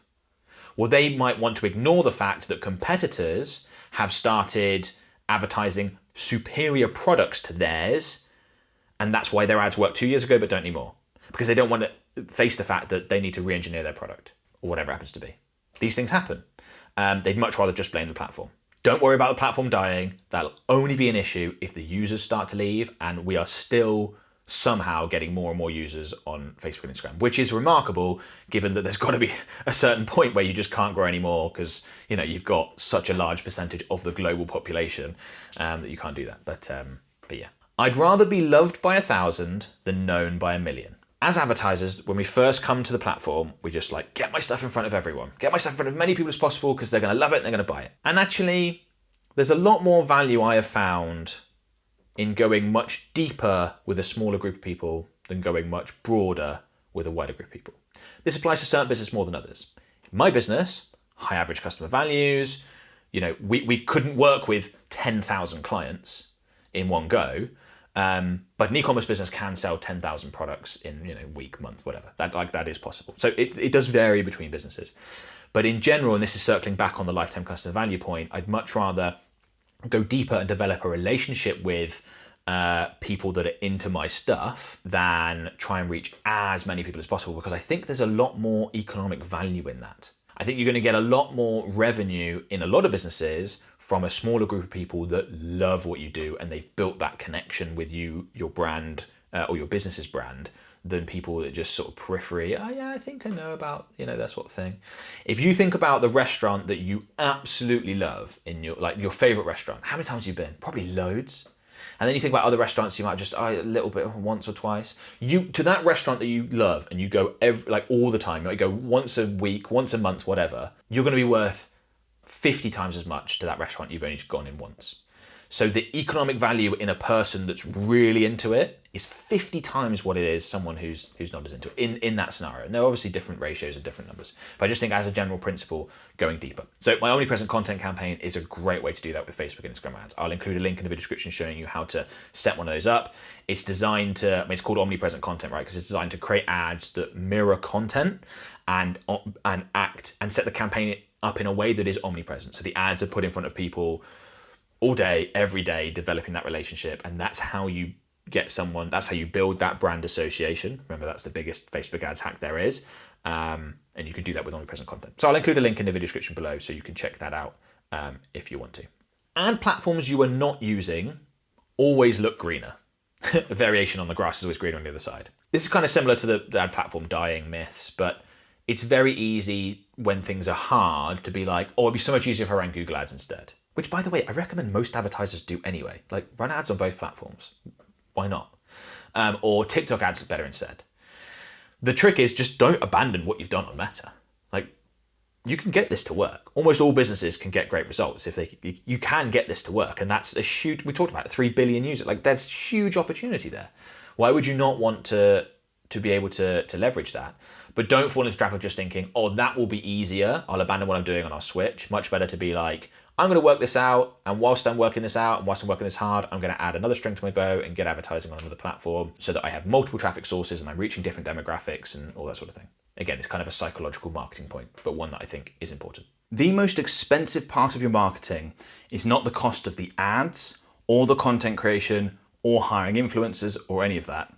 It's the sales you miss out on because your marketing isn't good enough.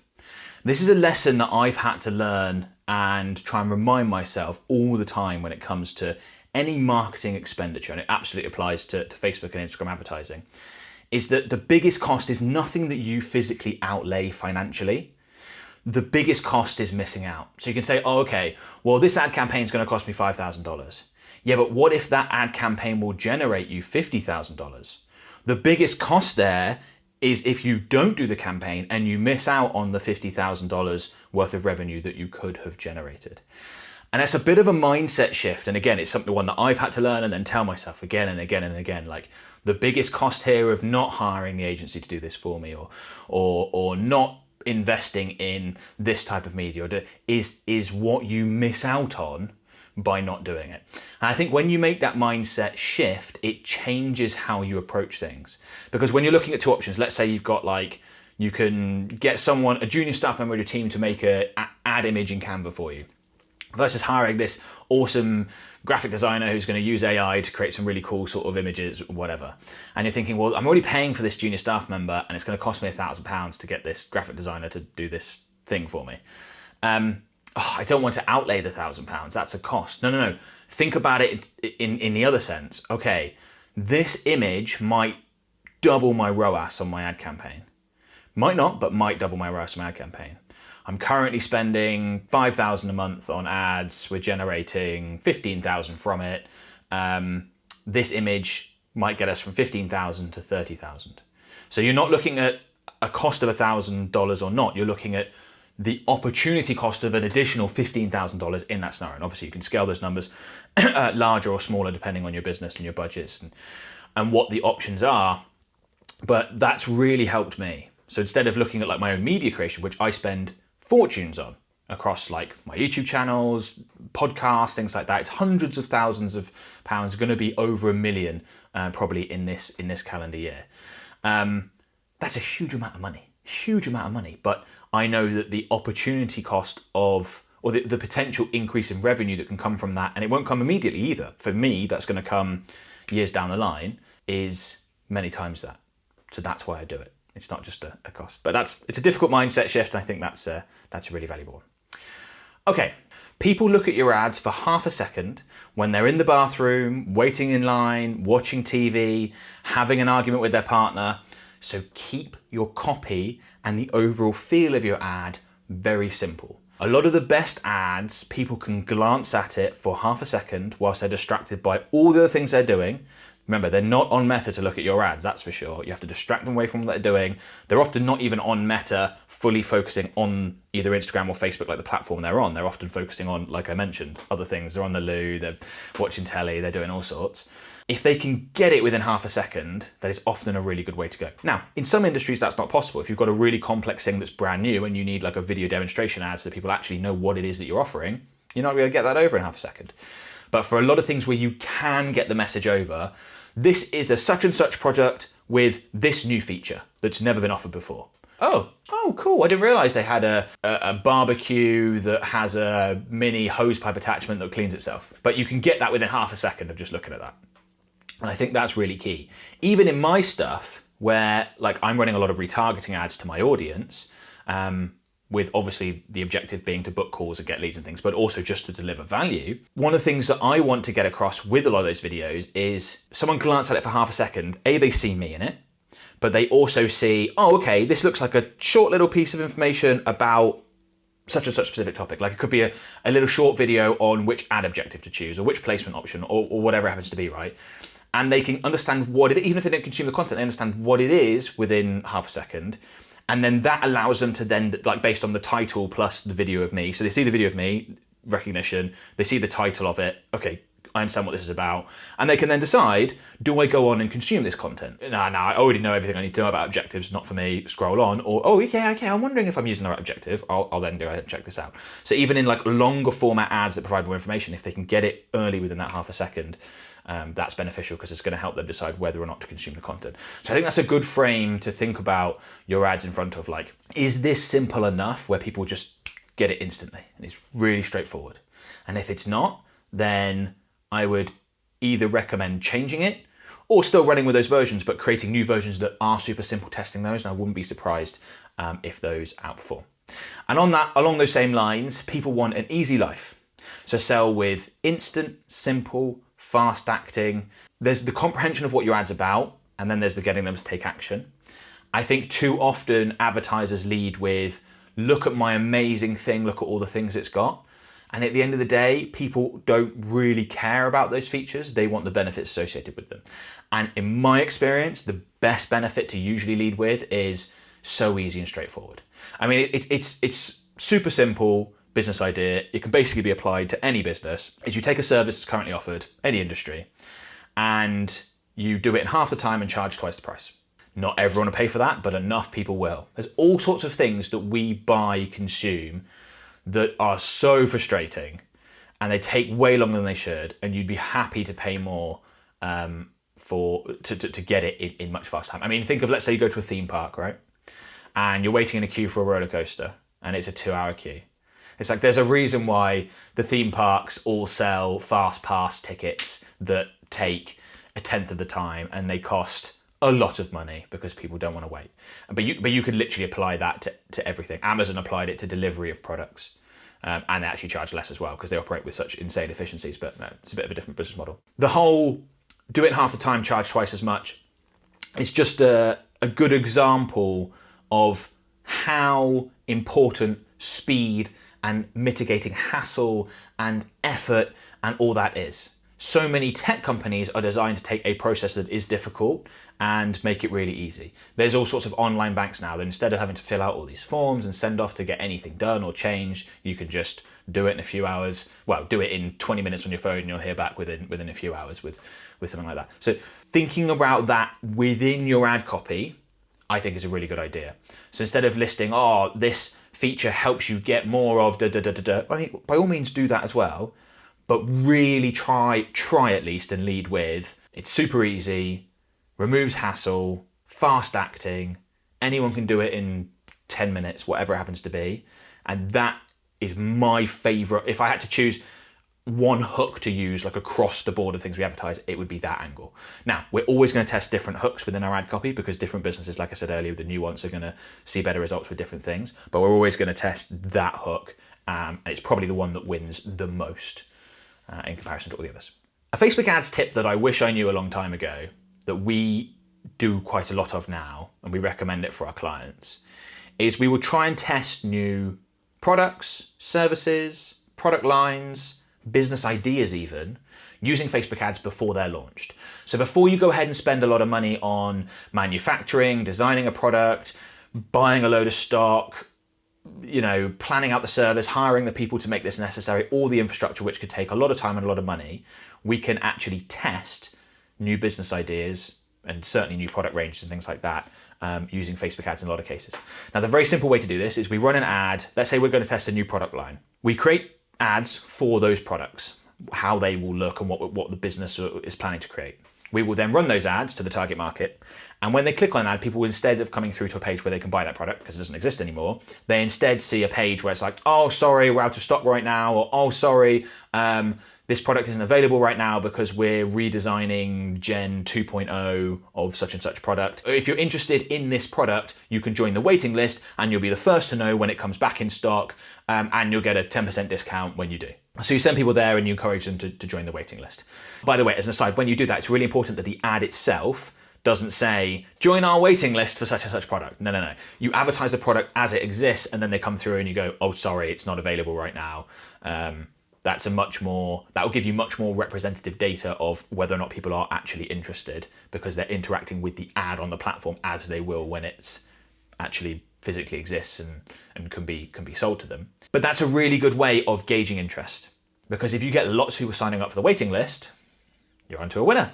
If you get hardly anyone signing up to the waiting list, you're not, and you can move on to a different project, a different idea, and you haven't wasted all that money, as I said, investing in manufacturing or hiring people, or all the things you need to do to make that a reality when it comes to getting that product there and available. And we've done this with a couple of companies where I think we've saved them millions, where projects just haven't flown.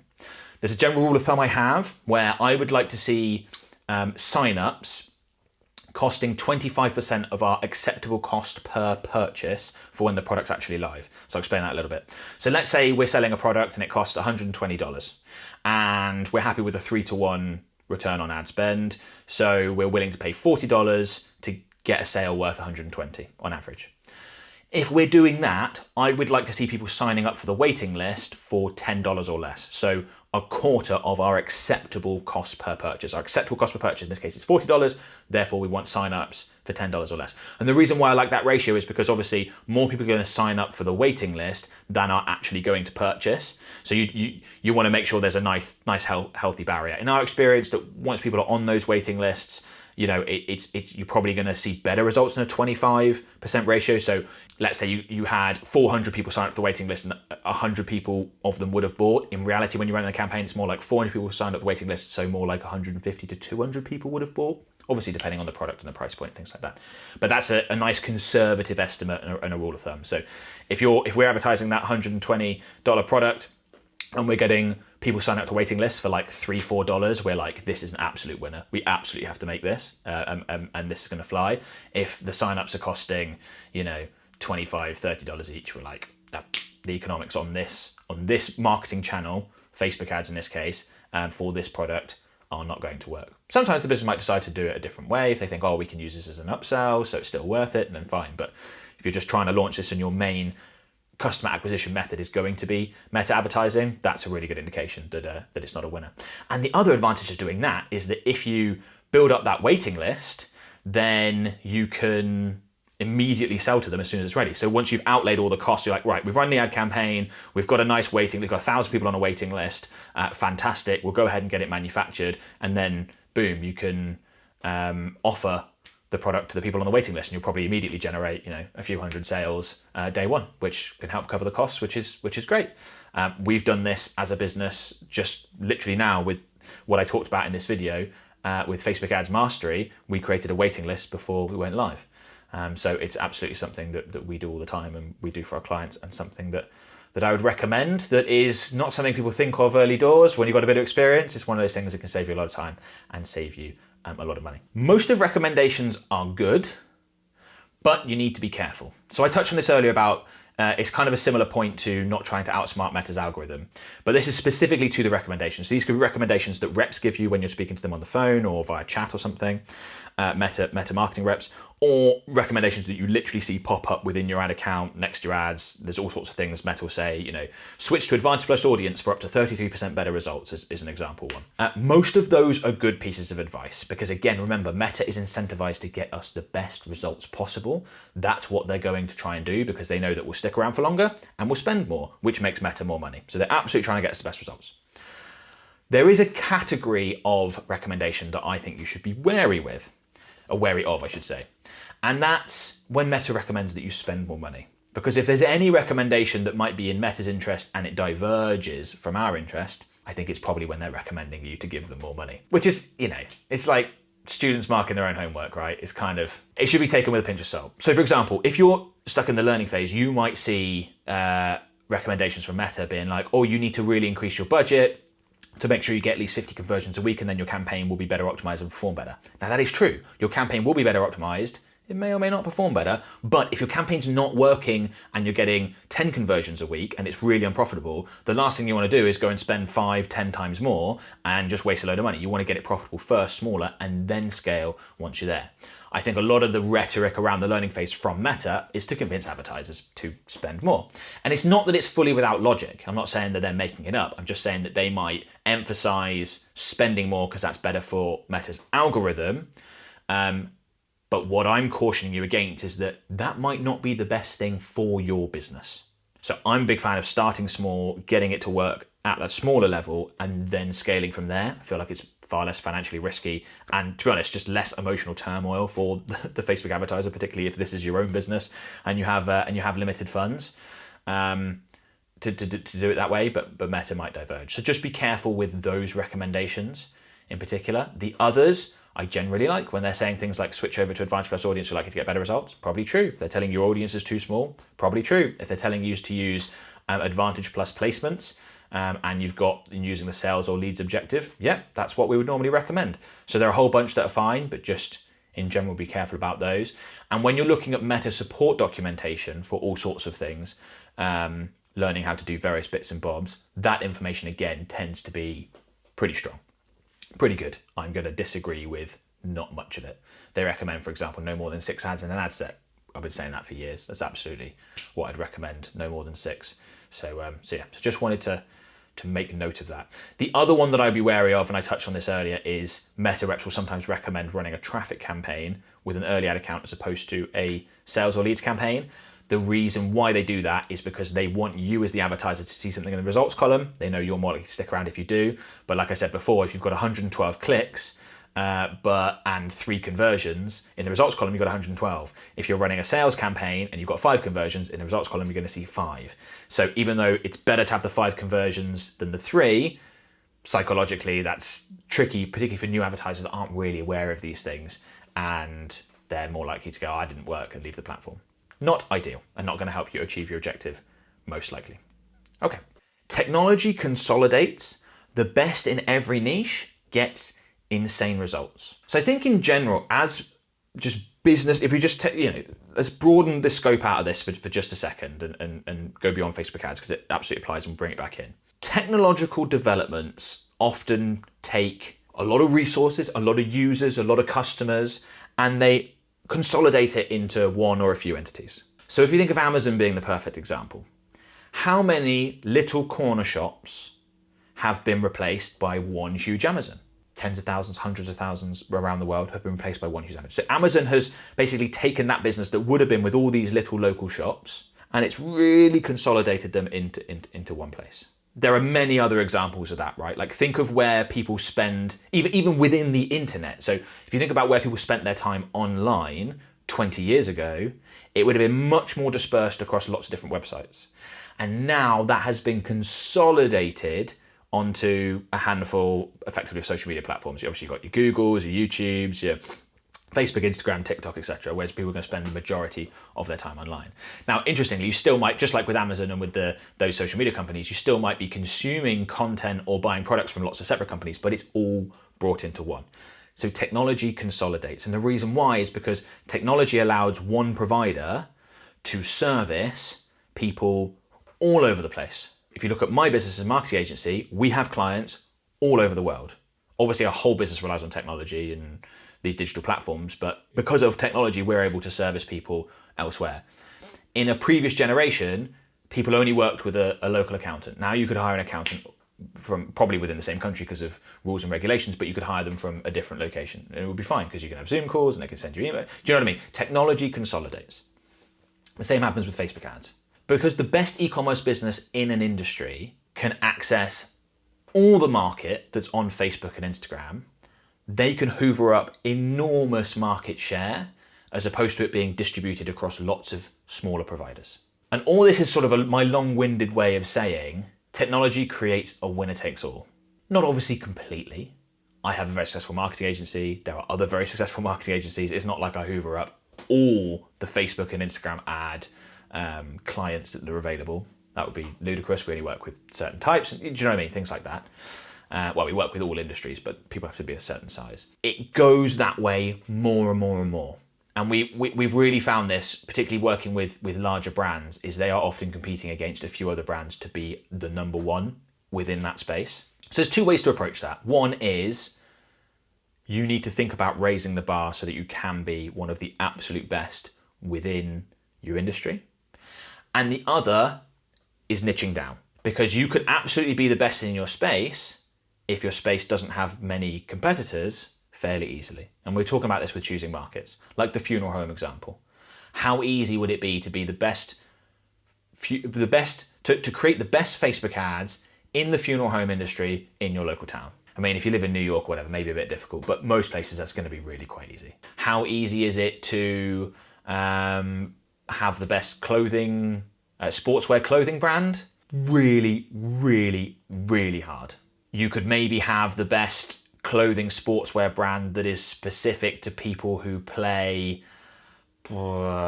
outdoor table tennis in really hot environments. I don't know, I'm just sort of making something up. Or they do long distance open water swims in tropical waters. You can win that niche, because how many are there? Not many.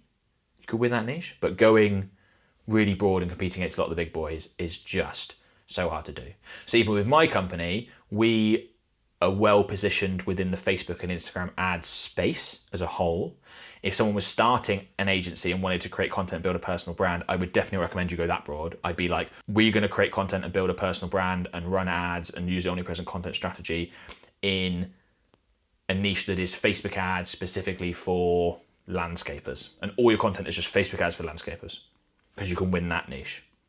You can out-specific me in that space, because a landscaper watching my stuff and watching your stuff will hire you instead of me, because they're like, oh, these guys serve landscapers. Whereas if you try and go Facebook ads broad, you compete against me, a handful of others that have been doing this for years. Like, it can be done, of course, if you're good enough, but it's just like, how long are you willing to take and spend and to get good enough at this? That's not easy to do. So that's what I'd recommend you do. And then that ladders all the way up, right? So maybe once you've nailed that landscaping space, maybe then you go for like just home improvement in general. So you're not working with just landscapers, you've got, I don't know, interior designers and people who remodel homes and people who do extensions and new kitchens and new bathrooms and things like that, okay? And then maybe you do really well in that, and then you broaden out to broad Facebook and Instagram ads. Now, my business, we don't go beyond Facebook and Instagram advertising or Google advertising. We don't also offer SEO and also offer website design and also offer LinkedIn marketing and TikTok posts and all that sort of stuff. That's a whole step up again. And if we were to take a step into that realm, we're then competing against some of the biggest agencies in the world. We like our positioning where we are one of the most sought after ad agencies for effectively two platforms, Meta and Google. I talked about it before in terms of if you can choose your market. Even if you can't choose your market and you've got products or services that you offer, how can you take that and niche it down into a specific subcategory where you can win that market? Because technology consolidates and there will be just a few players that win so much of the business. The difference between being one of the very best and one of the also-rans is absolutely enormous. I talked earlier about, we might generate 12 leads a day for done-for-you Facebook advertising services. When my YouTube channel, for example, is one of the absolute biggest when it comes to Facebook and Instagram advertising in the world. When it was 20th, I would get a couple leads a week. So the difference between being right at the top versus 20th, and 20th is still really high, right? Is absolutely huge. Like the difference is massive.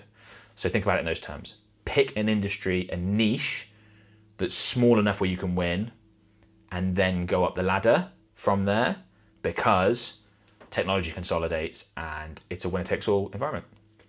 Okay, if you aren't getting the results that you want, that's on you. Now, there could be all sorts of reasons that you don't get the results that you want when it comes to your Facebook and Instagram advertising that aren't your fault. I want to differentiate between responsibility and fault. So it could be that a competitor has brought out a superior product to yours. We've had this happen so many times, and your results will drop off because everyone can see the competitor's product and they go, I'm going to buy that instead. And like, that's life, right? That's business, that's the capitalist system, that's how it works. You then need to respond. It's very easy at that point to blame the platform for not performing as well, or blame your creative team for not creating better creative, or blame your agency for not whatever. But actually, only you as a business can fix, if that's something like that happens, only you as a business can fix that. The answer is clearly, you need to then, in that scenario, go and develop a superior product. It really is as simple as that at that point. If your ad creative has fatigued, you gotta go fix that. It's not your fault that perhaps there was shifting demand within the audience. People used to love this product, now there's less, and you've got to change the way it's offered, or you took advantage of some news and included some topical stuff within ad creative that did really well, and that's now aged and it's dropped off. You have to be the one to go ahead and change that. I think this applies obviously to business and marketing in general. There's a lot of, it's very easy to look at other scenarios and be like, well, I don't have the results I want, I don't have the success that I want because of A, B, C, that is out of my control. And as I said, if your competitor brings out a better product than you, that's not your fault. But it's on you to fix it. Only you can fix that. There's just no point in sort of yelling at the world and just getting frustrated by it. It's just like, okay, this is just a challenge we're going to have to overcome. And there are shifting market dynamics for all sorts of products and services, and these things do happen. Okay. Last point I wanted to make, you aren't going to die if your cost per conversion increases 20%. Business owners care enormously about their businesses.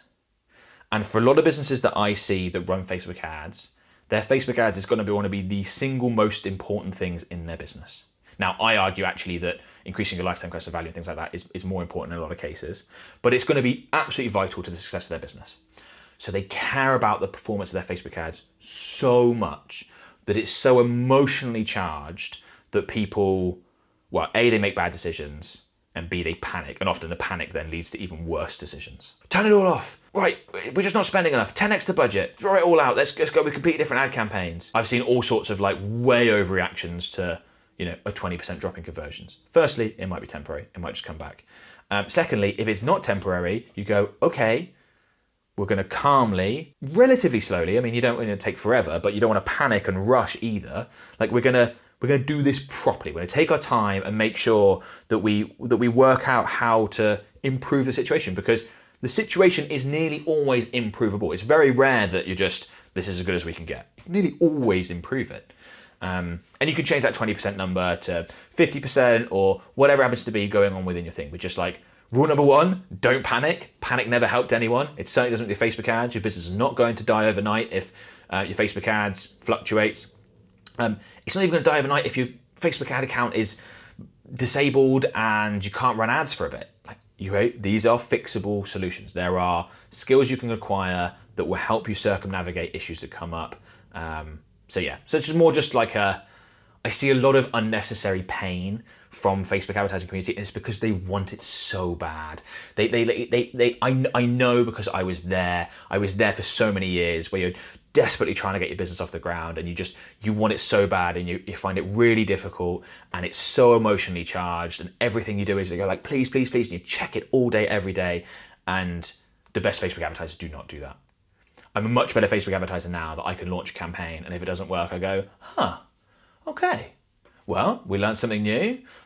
This didn't work. I think maybe it's because of this reason. Let's change it. Let's test something else and go again. And if you just have that attitude and you just keep going, you get better results. I think as well, when you're so emotionally charged and you panic and you overreact to dips in performance or changes or negative things that you don't want, it's almost like the burden becomes too much psychologically that you just go, I can't cope, I just can't do it, I'm gonna stop advertising. Whereas actually if you didn't have the highs and lows, you stayed a lot more level, you can just steadily plug away. And it's this steady, like, take a step forward, don't rush, but don't dawdle, just keep going, that leads to those improvements. We'll be like, well, actually, over the last 3 months, we've ran 12 different experiments. These 8 failed. This one was disastrous. And these 4 improved results. And actually, this one made a 65% improvement in our lead volume for the same ad spend. That's business changing. And we just slowly got there because we just worked our way through and took it that way. So I know I'm sort of going into the business and marketing psychological, but the more, I think the higher up you go in business, the more and more you realize that that's what really counts, as opposed to the tactics and the specific strategies. It's all that sort of stuff, because the tactics and strategies can be implemented and learned and done properly by people that aren't frazzled, that aren't panicking. They can't by people that are in that state. And I know, because I've absolutely been there. Like, I am speaking from experience. If you want to approach these things in a much more calm way, you get much better results. So this video is obviously a bit of a different style for me. If you like it, please let me know in the comments. Also, please subscribe. We look at all that data. We look at, like, you know, subscriber to view ratios. And if it's particularly high, then we think, oh, people love that. We will go ahead and create more content like this. So if you ever wanted like a say in the type of content that I create, that's the way to do it, is to comment to let me know. It's to share it. It's to subscribe, because we look at all these metrics, and the more of those we get, the more we go, aha, people like this. They get more value out of it. Obviously, I'll be doing other types of videos and more regular styles, like in-ad account tutorials. But yeah, hopefully you found this valuable, and I will see you on the next video.